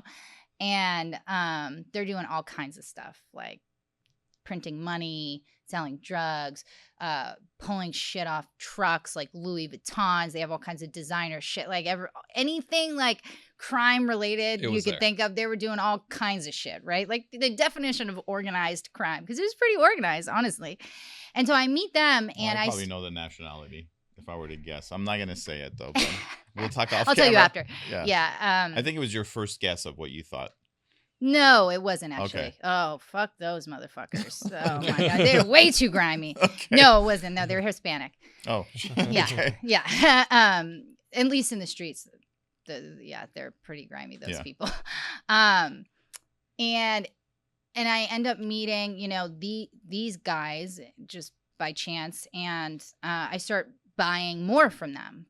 More drugs, because they're like, hey, if you just bought like a pound, it would make a lot more sense for you, given how often like I'll give it to you for this price. And so I don't necessarily want to sell drugs. It's not my goal, because I still have this like pimp mentality in my head, right? From Money Mike, like we don't fuck with drugs. Like we don't sell drugs. Well, you don't commit a crime when you're committing a crime. Well, you slang pussy or you slang drugs, and we slang pussy because the risk is too high. You know what I mean? That was like kind of the mentality, and to mix both. And now I know in hindsight, because he would never tell you this, but when you do both, then you get into a place where federally it's like a RICO indictment, right? So if there's guns and drugs, or drugs and sex, or like those things combined all in one, it's a lot more severe. Whereas selling sex, at least for an escort, it's a ticket. You know what I mean? It's not that serious. It's more serious for a pimp, for sure. But like for an escort, it's not super severe. I don't know what the laws are like now, but it's California. Right. So there are no laws here. Yeah. Well, federal is a whole other story. Whoa. We're just talking about California. We're talking about California. Right. So I'm like, I don't really want to sell drugs. Like, I'm not really, I don't want to go to prison for a decade. I just want to get high. But they're like, well, just buy that and find like 2 or 3 people. And so like in hindsight, I was definitely selling drugs, but it was like to 2 or 3 people who were supplying. Yeah. So I was like supplying people who were already selling. And I was like making money, and I was getting high for free. So it was like, great. Win-win. Yeah. And then they're like, hey, you know, are you interested in, you know, crossing at the border? And I'm like, drugs? And they're like, yeah. And I'm like, risk is too high, reward's too low. It wasn't that much money. And it was like, you know, you're going to 100% do 10 years in prison. Like at federal minimum. too. Yeah. And I was like, no, I'm good. And then they were like, do you want to transport people? And I'm like, so like a coyote? Kind of. So a coyote is someone that brings them all the way through Mexico into the U.S. I wasn't doing that. I was picking them up at the border. Oh, so you're meeting the coyote basically and like hand off from there. Yeah, exactly. Once they're in the U.S. or TJ? So it was literally right at the border. Like at the border, they're like in a bush type deal. Gotcha. And like, yeah, so technically United States. So I didn't have to go through customs, but I did have to go through checkpoints. Gotcha. Well, the San Diego checkpoint then, the one on the 5. Pine Valley. Yeah. Yeah, that's usually the one I would go through, the Pine Valley checkpoint. And so I end up, smuggling people. And I would just go down for like a week. And I would do like 4 or 5 runs, and I would like see some clients in San Diego, you know what I mean? Because I was still, you know, working as an escort.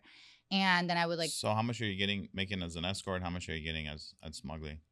Yeah. So I was making, I don't even know what I was making as an escort. I was making thousands and thousands of dollars a week, but I was also buying crazy amount of drugs. Like I had a car, I had a nice place, like everything. I was making great money. I didn't even necessarily need to be doing that whole like smuggling of the immigrants thing.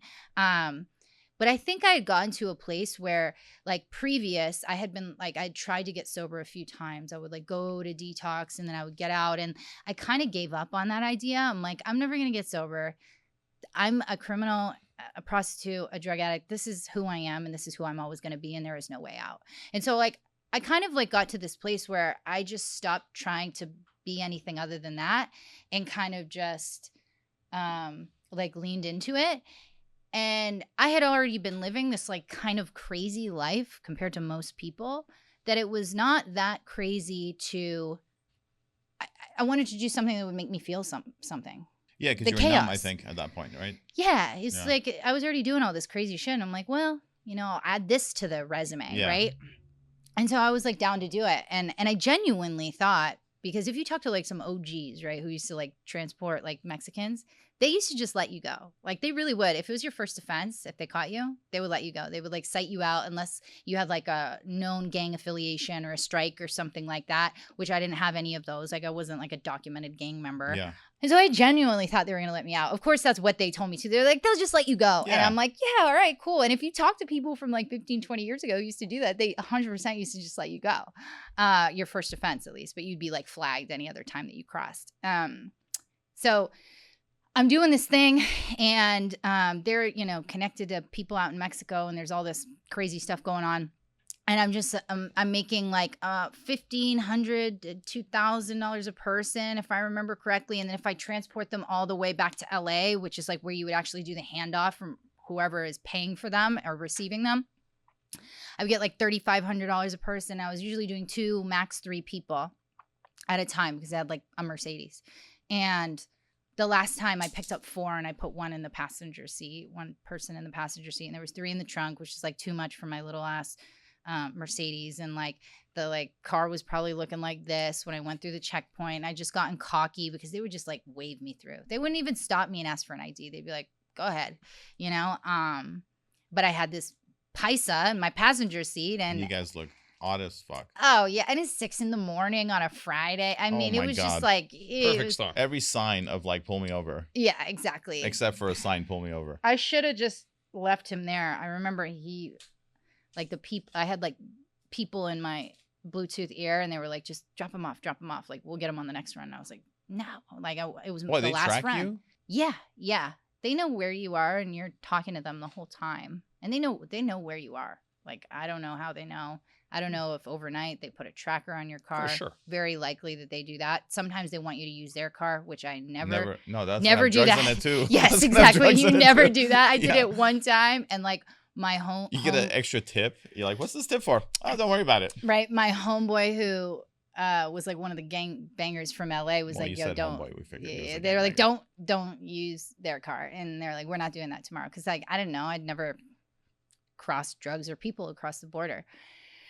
And yeah, they either had a tracker, but you always were talking to them in your ear. Like, What if you didn't answer? What would they? Like, no, you answer. answer. Like they come to your hotel room or your house or wherever you at, you don't even know where you're going until right before you leave. And so like they're telling you which pickup point, like you have no idea, you're going in You leave your blind. personal phone, everything behind. No, I had my personal phone. They weren't afraid of you getting tracked, but like law enforcement. with They your don't cell give a phone? shit. They go. Oh, they don't care. Whoever Yeah. you're talking to is in Mexico. It's a throwaway phone. I mean, Okay. you know what I mean? They don't give a fuck if you're caught. They really don't. They say that they care, but they don't care. In fact, they expect people to get caught. Like so many Yeah. people get caught. It's just like the amount of people that don't, right? So like they tell you where you're going. They tell you exactly what to do, how to do it. And these aren't exactly people that you're like, if you'd be a fucking fool to, you know, Talk back. well, to not do what you're supposed to do for Mhm. what? For $3,500, you know what I mean? Like, Yeah. I was just doing it honestly, just For the because thrill of it, it sounds like, and the money was the kinda, bonus. yeah. I was willing to do whatever it took to get more money. It was always about more money, more drugs. Like that was really like my only like focus, right? So It's like the female version of Scarface, almost no, a little bit. Love I'm it, just love a it. small No, town. I'm not talking about the drugs. I'm talking Oh. about like the amount of like shit that you want to do, like Oh, just yeah. that like thrill. Because he started like he started with like a little bit, then he's like, I want to get a little bit more, and I want an empire, and I want to do this. Well, it's always like that, right? I feel like any person who ends up like in a position like that, not that I was in this position, Yeah. like, but The like, thrill-seeking you hear part of it. any, exactly. You hear any story, it's like always like right place, right time, like meet the right person, introduce you to another person. It's And like then- always, yeah. it's weird shit like that. It's never like, it was never my intention. So you had But they're in my ear And so You're they three know in where the I'm at. trunk. Yeah, they're like, "Where are you?" But like when you get to a certain point, they're like, "Hey, I'm in your ear, but like don't talk because Yeah. you don't want your mouth to be moving when you're driving. You never know where Border Patrol is." And you get to a point, usually the service will cut out and they know exactly where you are when the service cuts out. And I also am pretty sure that they had people either on the other side or on this side, like in a ranch someplace, like watching you. I'm like 99.9% sure because they always knew exactly where you were at. And when you would pick them up, they would know because they would just like run out of the bush at the perfect moment. So like, how did they even know to run out of the bush? You know, like there would be like 2-3 people that would like run out of the bush with blankets on their feet and then they would hop in your trunk. And so Is that to cover their tracks? The blankets on the feet? so in Mexico, I think so. I think they would use the blankets at night when they were like traveling, and then they would put them on their feet to cover their tracks. So like the first thing you do is have them take off the blankets because it's like a a red flag. telltale sign. Yeah. Yeah, exactly. But they always have like blankets tied around their feet. And Oh, it's probably from the bushes cutting up your feet. Could Because be. you know those like bushes. Yeah. could be both. I never really asked. Yeah. Mm-hmm. Well, Yeah. they were in the trunk. Yeah. Yeah. They Well, I didn't really mean, get I it. didn't ask the people either. Did you offer them water like Uber? Yeah, you have water Okay. back there. I mean, Like Uber. This yeah, motherfucker. you always have the waters back there. In fact, if you're arrested and caught and you have water or you don't have water, like I was arrested on a really hot day. It's actually an enhancement Oh shit. because now not only are you transporting an illegal immigrant, but you're putting their life at risk. So if you have water, it's actually like it's better. Okay. And like usually after you go through the checkpoint and you get through, like you drive further down and they're still in your ear and they're like, "Hey, do you see anybody following you? Are you good? You good? You good?" And then you like pull over somewhere and let them get in the back seat and like go get them food. So You know this- what I mean? This last run, you get arrested. Yeah, I get arrested. I get caught. And this is the first time getting caught smuggling. Yeah, never been caught before. Okay. I don't know how many times I did. I did a lot of times before I got Okay. caught, but I got caught and they're like, "Do you want to talk to us? Do you want to get in your phone?" I'm like, I really thought I was going to get out. Like genuinely. I was like, "No, fuck you. Like I want a lawyer." And they're like, "Have fun in prison." And I'm like, "Sure." Like I'm going to prison, right? And I didn't consider the political climate at the time. It was Wait, like during Trump's 16? first. Is this 2016? Yeah, this is like this is Trump won first term. 2018. So it's 18. 2018. So Okay. midway through first term. Yeah. Yeah, so like the whole wall and you Oh, know, yeah. it's like I wasn't exactly like paying attention to the well, news. you're on drugs, so you're not like. Yeah, I you mean, have I no knew idea he was what's the going on. president, but I just like didn't consider like the climate. And I end up getting arrested and they do send me to prison. And I don't talk to anybody after that. How Like, long were you in prison for? I did 18 months. So I was sentenced to 36 months. So I would have done 30. But I was there during COVID-19. Oh, so And you got early. I was a nonviolent offender. So after 18 months, they started like releasing people, which they don't do in federal prison. In state prison, it's not that crazy that people get Yeah. released. In county jail, people get out all the time. Federal's different. No, you don't get out early. I remember the first girl got out and we were like, "She's talent." and then another girl got out and we're like, "She's talent too." And then it got to a point where so many girls, after no movement, like nobody's just coming in and out unless they're going to the next prison or unless their time is up, and they know when their time's up in the feds. So yeah, I'm like, oh my God, I think I like might actually get out of here because I wasn't gang affiliated and I wasn't there was no gun charges. I wasn't on an indictment and I wasn't a violent offender. Well, thank God for Money Mike. Like guess. teaching you. Yeah, I guess so. I guess. Yeah, no, it was so I ended up getting out and I wasn't sober my full time in prison. I was like, you know, drinking and using when I could in there. But I had a couple months when I first that last 3-4 months I was sober because we were like 24/7 lockdown because of COVID. And I ended up getting out, and that's kind of when I guess like the journey Was that the end? that was the end of That was pretty much the I have end a of silly crime. question. What happens to like your cars in your apartment? Oh yeah, well, so And money? Were you keeping cash? Were you depositing money in the bank? What were you? yeah. So I was doing like fraud, you know what I mean? So I had an apartment that was not in my name. That gone, everything's gone. I had like a storage unit in Texas with like my entire life in it because I had an shit. apartment in Uptown Dallas. I got auctioned. Yeah, gone. Like everything, like childhood photos, everything gone. The car that I was arrested in, it was not mine. It was like a trick who owned a rental car company who like would let me just like keep cars all the time. Like that's gone as evidence. And I had a cash on me when I was arrested, and then I had even more cash because I'd been doing runs that entire week, and drugs at the hotel room, and like I was there with one other person. I'm sure he like came up on all that, you know what I mean? And I did have bank accounts. I also had a lot of money in Bitcoin and like cryptocurrency at the time. You still have your Bitcoin? Nope. No idea. I have no idea what the wallet is. Oh, you know what I mean? shit. How many Bitcoins did you have? Oh, dude. I have no idea how much I had at the time. But when I first learned about Bitcoin, it was when I was posting, you know, with Money Mike. And I had no idea what it was. All I knew is that we would go to like a Bitcoin ATM because like nobody had a bank account, you know? Yeah. And we would like get a wallet and all this stuff. And I remember like he didn't even understand Bitcoin. He just knew that you needed it to post. It was like Bitcoin and Ethereum, right? And I remember one day the price had gone down and like he had no idea, but he's like, one of these bitches came up on my money. You know what I mean? And I remember like obsessing and like kind of learning a little bit of how it worked, right? And I was like, no, it fluctuates. It's like the stock market. And at the time, I'm trying to think how old I was. Oh, for sure. He had no idea. Like we didn't know about it. We just knew that we needed to go to this place to get the money and post the ads. But this is probably 10 years ago, right? And it was before like so it's probably like $4,000, I think. So it was before the huge boom, right? Oof. And then I remember I had this one client, right? And he was like a project manager and like a consultant, a business consultant. Like he started to learn a little bit about this. He's like, hey, he actually is one of the people who helped me get money to escape. So I had been like squirreling away money from Money Mike and he didn't know about it. And this guy opened me a bank account to like put money in to like hide it, right? I didn't have an ID because Mike had all of my stuff. And he's like, hey, give me $500 or $1,000 and I'm going to put it in. It was like Litecoin, Bitcoin, Ethereum. And then I think it was like XRP or Ripple, one of the newer ones. But it was on a pre-release, right? Okay. So this is like 8, 9, 10 years ago. Oof. And it was at, I think maybe $6,000 or something at this time. And it was right before like that first huge boom. Yeah. And I remember we put I gave him the money, we put it in and it went up.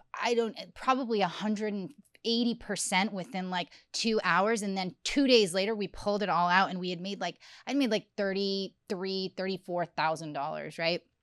And I think it had gone to 16,000, which at the time was like, it was like crazy, right? And so I had money in Bitcoin, not that money. I was spending a lot of money. I was on drugs. So, but I had money in Bitcoin. There's probably a lot of money somewhere on a wallet. I have no idea where it is. I don't remember what the password is. You know, like you have to write it down. Phrases. Yeah, exactly. So there was that. And then like there was cash loss. I essentially got out with nothing because even the cash I had on me, they had taken. And I ended up getting it back a year after I was released. It turns out that they couldn't directly connect it to the crime. So they had like $3,500 in cash at Homeland Security in San Diego, which I ended up getting back. But I came out and had nothing. I had a 2-inch long toothbrush, like Velcro Bob Barker sneakers on. And like no money, no insurance, nothing. So what'd you end up doing to get your life back together? Well, so I went to this like recovery home, sober living place. It was a shit show. Nobody was sober there. Was it like body brokers? Oh yeah, you were curious about that. So this particular place was not body brokers. I didn't know anything about body brokering. I never had like a private insurance health plan that would be beneficial to someone like that. I also I wasn't really trying to get sober, so I wasn't really going into treatment. I had no idea about that hustle and all of that. This place was just like a really old guy who'd been sober a super long time. He was like 80 years old. It was COVID and like he just couldn't manage a house. And like he was like literally posting. It was essentially a boarding house. He was like posting on Craigslist. And it was like all dudes. It was like 19 men. And bed bugs. And it was just like gnarly. And I remember like my probation officer's like, you can't stay here. And I ended up finding another sober living that was down the street. That sober living, was a sober environment, which is good because I got into a place. So I had 4 months sober and I had like kind of had a shift. And I'm like, every time I drink, I get high. maybe I shouldn't drink for a little bit, you know? And then kind of the like thought and the obsession to start drinking, because a lot of the time when I get sober, that's my obsession. Not like I can safely use drugs. I kind of like know that I can't, but I try to convince myself that like I can safely drink and that it'll be fine, which is true for some people. But for me, when I drink, I end up doing drugs, and when I end up doing drugs, I end up smuggling Mexicans, and almost always I end up in jail. Or crashing a car. Or crashing a car. Crashed a lot of cars, right? So I end up kind of genuinely like wanting to get sober and do something different with my life, and I meet another person who's like in recovery and who's sober, and he introduces me to like a sober woman, and she kind of becomes like my mentor, if you will, like into recovery and like living life, because I just like didn't know how to do life sober. I didn't know how to be honest. I went by like my street name, Boston, and I'm not even from Boston. I'm from Central Massachusetts, like Worcester County. You know what I mean? But I was like so delusional. Who like, gave you that name? Definitely nobody in Boston. I'll tell you that much. They'd Yeah. probably be really upset if they heard about Yeah. it. No, it was in Texas. People would just be like, Money Mike would call me Boston. He wasn't the one who gave me that name, but like, yeah, people in Texas, people in California would call me that. Because my name's Glynis. You don't really want to go by Glynis when you're doing crime in the streets, because like you're the only person with that name. So people in prison would call me that. But even that first year, I was still like so rough around the edges and like institutionalized. I still was like figuring out like who I was and coming into myself. And that next place that I went to, because I couldn't stay at the first place because it was like a trap house essentially, and probation wasn't down with it. It was a sober environment, but they were definitely up to some weird shit, which I had no idea. I remember, like body brokering shit. Totally, yeah. They actually ended up being federally indicted and like shut down. But I had absolutely no idea about any of that. And I genuinely, like, I was not trying to do no crime. I was like, I'm not jaywalking. I don't want to go back to prison. They told me when they let me out early, they were like, if you mess up once, you are going to do the rest of your time, 100%. Like, no ifs, ands, or buts about it. And they essentially, I remember the owner of this, like, sober living was like, hey, we have an intensive outpatient program, so like a outpatient program connected to their sober living. I know that you're just paying for sober living right now, but we can get you an insurance policy if you want to go to IOP. And I know nothing about this, and I'm like, yes, I need help. I need therapy. I need whatever I can get, like, help me. And I remember the house manager, who was, just somebody who was essentially like managing the house, and usually for free rent. You don't really make money doing it. He's like, don't do that. And I'm like, why? I need help. And he's like, it's against the law. Don't do it. I was like, oh, no. I'm trying to really like change my life. Yeah. I don't want to do anything that's against the law. So I ended up not doing that and being like, I'm good. But they were doing a lot of that, and they ended up being indicted. And I think purchasing insurance for somebody else is against the law.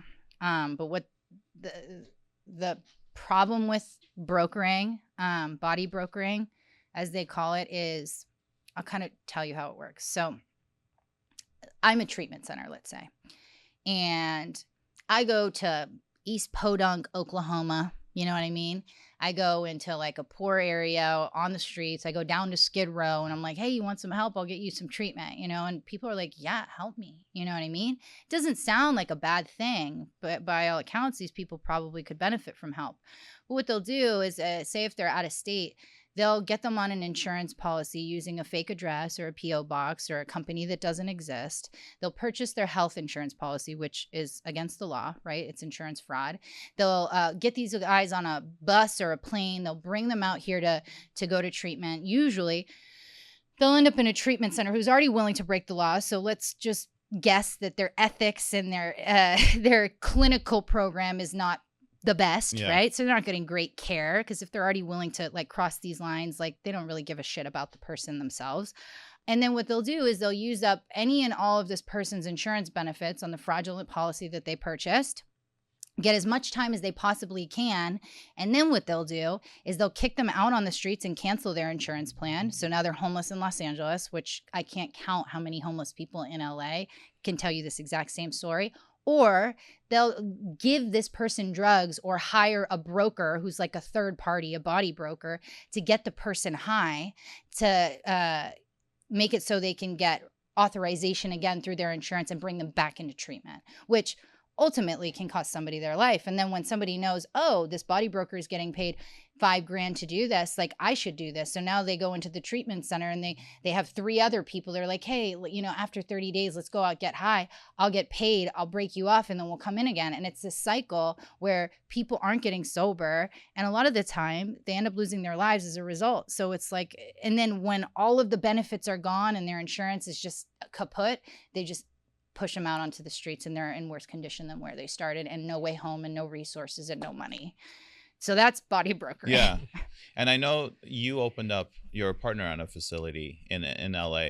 Yeah. And can you talk a little bit about that? Because it's really hard to find a good facility. And we did have an episode on body brokers, and we had a girl who who worked at some facilities. Which facility or which, or her actually, name is Melody. She don't know if she I was know a her. manager. She's a therapist, but she was like, dude, I would come in, I'd work, and then I'd see they're committing fraud, and I'd leave, go to another place, and then they're committing fraud, and then she'd leave to go to another place because she was like, I don't want to get in trouble. Yeah. And like, there's so many of them. And I was like, well, how many of them are bad? She goes, Makan, a lot of them are bad. I would say like LA is a very saturated environment for treatment, similar to Florida, and the whole body She said broker. it started in Florida. It started in Florida, and then Florida cracked down, and they did like a huge roundup and like really got more restrictive. And they also lowered the insurance reimbursement, so it was not as financially beneficial. But they started cracking down, and then it all kind of came to and California. it just flourished in California. Yeah, and it's gotten better than it was 6 or 7 or 8 years ago. It was like pretty gnarly then. When did you start your facility? We've legitimate facility, but yeah. No, so I've been working in treatment for 6 years. I opened my facility and started taking patients 3 months ago. Oh, congratulations! But we've been thanks. Yeah. No, but we've been working on it for a year and a half. Yeah. And it's a very saturated environment in California. So, but high quality, good care is not that prevalent, right? So okay, this is what I'll say. There is over 3,000 treatment centers just in like Los Angeles County, right? There's a couple different things that happen. One, sometimes people get in it for the right reasons, and then they get greedy, and so they're willing to like blur the lines and step into the gray area, and they lose sight of what the actual mission is, which is to help people, like recover and live a life worth living. And then there's also places or people, many people, who are in skilled nursing or real estate. Let's say you're a real estate landlord and you rent out one of your homes, one of your luxury homes for a detox or a treatment center. And then you see that they're making good money and you're like, oh, this is a really good financial investment. And there's 2 different pieces. Yes, in order to own a business and operate a business and have it be successful, you have to have some business sense, right? That's important. In the behavioral health space, it's very specific. It's not typical. It's not normal. Like it doesn't work like other healthcare companies work. So you have to have an understanding, but also like a lot of the time the people who are just getting in it to make money, they have absolutely no idea. For example, in skilled nursing, it's okay to offer referral fees. That's not against the law. In behavioral health, that's body brokering.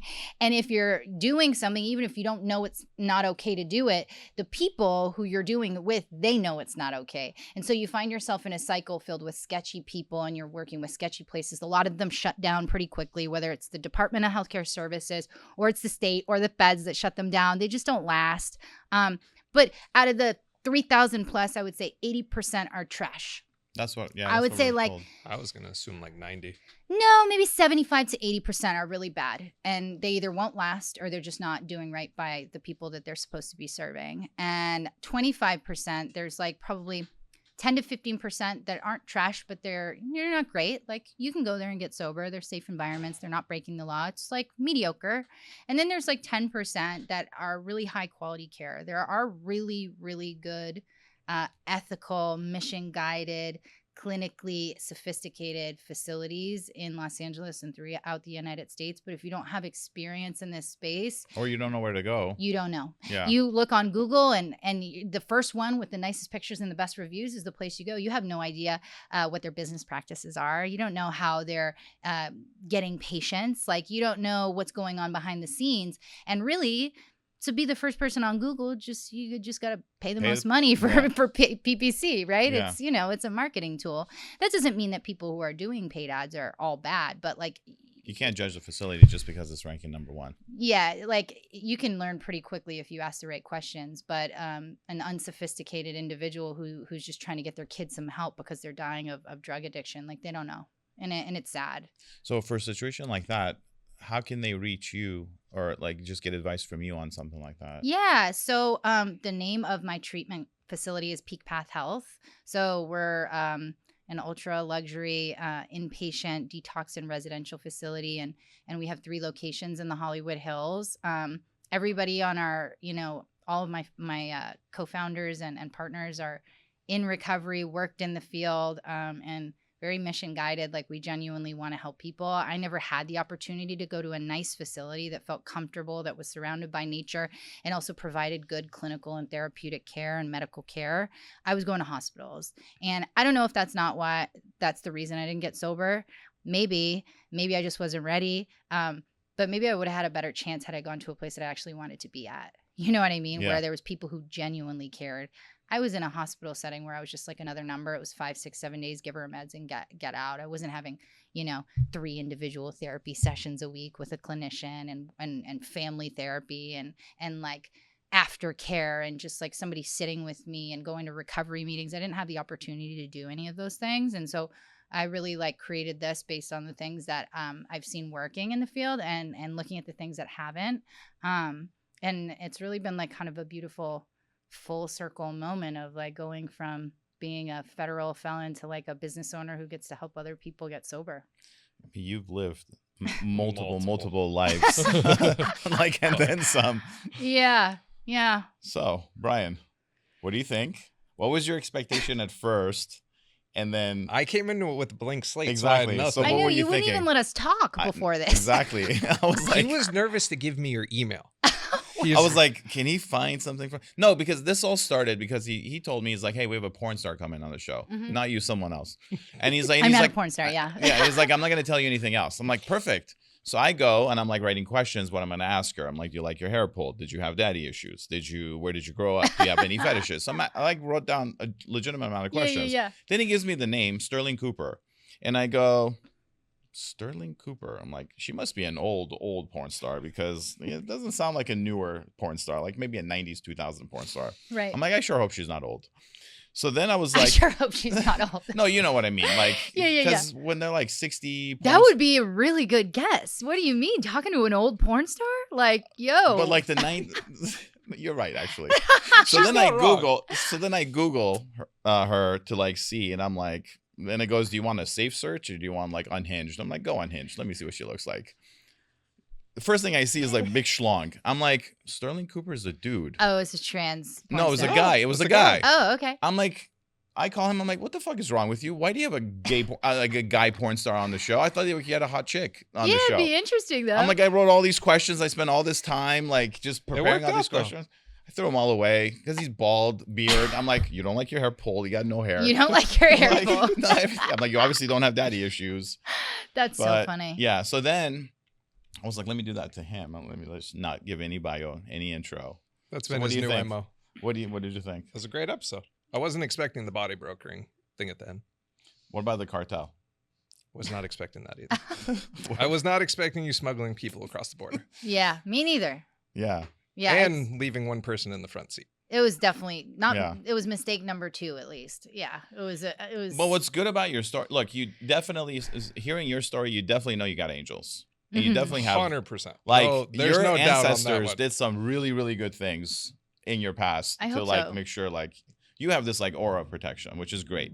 Well, the other thing that I genuinely believe in, and at first I had never talked about all of this stuff Mhm. publicly, and It's then- honestly pretty impressive. Thank you. that you like, And I appreciate you and coming where on you're and at. talking about all of it as Well, well. I mean, it's like I can't really even take the credit. Like if I was able to do this on my own, I would have done it a decade ago. But it was like the people in my life. I mean, I have a deep relationship with, creative intelligence, if you will, and I had to change everything, and I really do believe that for a long time I wouldn't talk about this, and then I did one time, and it was on a pretty big platform where a lot of people saw, and I was so scared and I was so nervous. I'm like, did I say too much?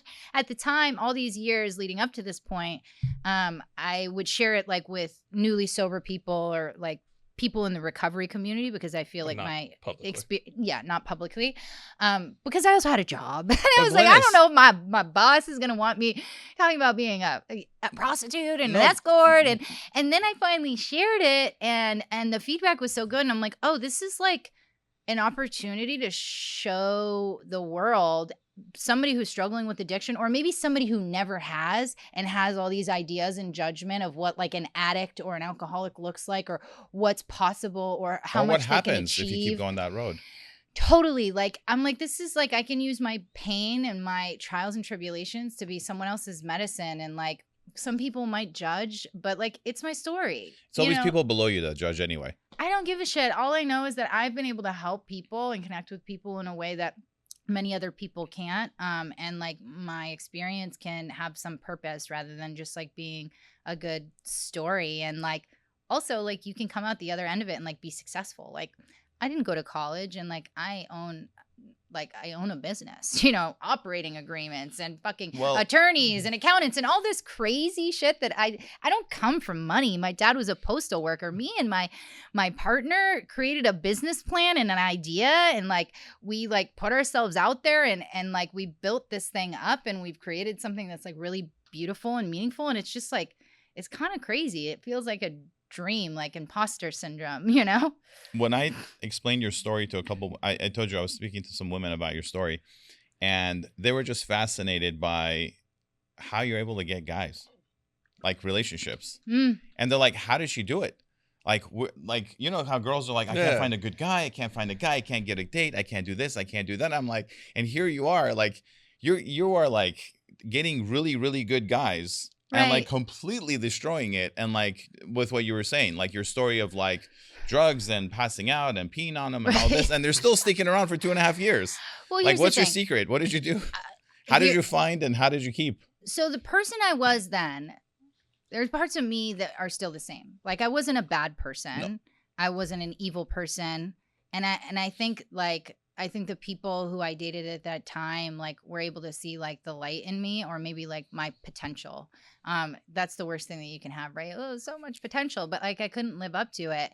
And I think part of my problem at the time is I was trying to use like a person or a geographic change or a relationship in order to change what was going on with me, and instead of looking within, like, hey, like what's going on internally, like how can I change me, rather than looking for some like medication or therapy or boyfriend to fix me. And like it wasn't until I started to do some real work on self that I was able to not only get sober but stay sober. But it was like the call was coming from inside the house, right?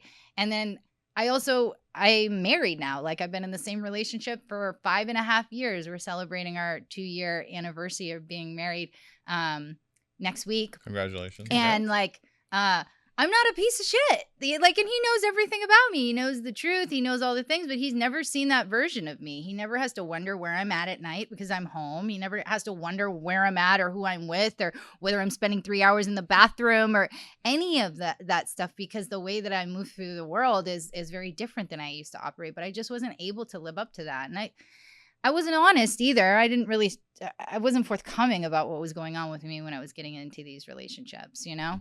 So I also think the LA scene is probably a little tough. Like everybody's like, It sucks. That might be it. That might be it. It might be the LA scene, because the women were like, "How does she get these guys? Like, how is It's she the LA finding scene, guys? bro. How's she finding guys? How's she like these are good decent guys, and how's she finding them? Yeah. Yeah. I mean, I was like a decent person. I could hold a conversation. No, I not just, that like, you're. No, I wasn't. Yeah, no, I I weren't just implying that. It was no, just I'm that, not. I'm not saying it, but I wasn't honest. Like they didn't know everything that was going on, and by the time they knew, they cared. And it's hard when you care about somebody, when you Yeah. care and you genuinely like want them to do well, and then it's like, oh, like she's doing fucking what? Yeah. You know, it's like hard to wrap your brain around, I think. And when you don't understand addiction, you think that like, oh, you'll just stop, right? And you're like, yeah, I'll just stop, but it's Not just gonna Not doesn't that work. easy. Doesn't work that way. So, in closing, I want to get some advice from you for the people watching that maybe they're women in a bad position that a pimp is approaching them, or their drugs, just like maybe like several different points in your life where other people can maybe relate to, and you can give them advice as far as like, you Yeah. know, what the outcome will be because you've lived it and you've come out of it. So can you give advice to someone that like is maybe thinking about like, this guy's thinking, you know, cares about me, or like the pimp life is the right life for me? The pimp life. I don't think any woman in that situation thinks that. No, life no, is not right that for them. she is. Not No, that she I is, know. but like any I advice think you can find give yourself in that position, and and like help them get out. in my experience, when a person or a woman or a man really is in a position like that, they have to get to a point where they're ready to leave. And it's such a like psychological, you know, warfare type experience, and sometimes more than that. Luckily, like my pimp wasn't beating me, but a lot of men do. There's like a physical component and then a psychological component and a control, you know, that they have over you. A woman has to be willing to leave and not look back, and get help. There's lots of services out there. There's nonprofit organizations, like you can get support for women who have a history of, you know, sex work. But as far as addiction, I couldn't have done it on my own. So if somebody's trying to get sober, I would say the best suggestion, and maybe it means treatment for many, but even if not treatment, you have to just be willing to look to somebody who has experience, who has been through that same process, and who has came out the other end. Because if you knew how to do it on your own, just like if I knew how to do it on my own, I would have done it. I wouldn't have gone in and out of jail, right? I would have just one day stopped using and everything would have been fine. And for me, a big part of that is service to others. Outside of owning a treatment center, like I do a lot in my community for free, like where I don't get paid. And when I say service, I mean something that I have no financial benefit other than to like be other centered and helpful to somebody else. So service to other people. I'm super active. Marathon runner. I taught yoga, all the things. And I just have a community of sober people who understand what it's like. And I don't really have to walk the journey alone, which is pretty powerful. You know, it's something that I never had previously. I never had like a tribe. And how do people find you? Yeah, you can find me on Instagram, TikTok, Glamorous Glynis. I have a podcast. It's called The Peak of Possibility. We're on Spotify. We're on YouTube. We also are on Instagram, Facebook, TikTok, X, all the things. So What do you guys Glamorous, talk about on your podcast? mostly mental health and addiction related stuff. Sometimes it's people's own recovery stories. Sometimes it's therapists or doctors or dietitians or nutritionists, but really anything under like the behavioral health, recovery, wellness scope. Sometimes it's ultra marathon runners, that kind of thing. But just in general, like wellness. Yeah. Great. Yeah. Thanks for coming on. Thanks. Thanks for having me. Appreciate you. Of course. You too.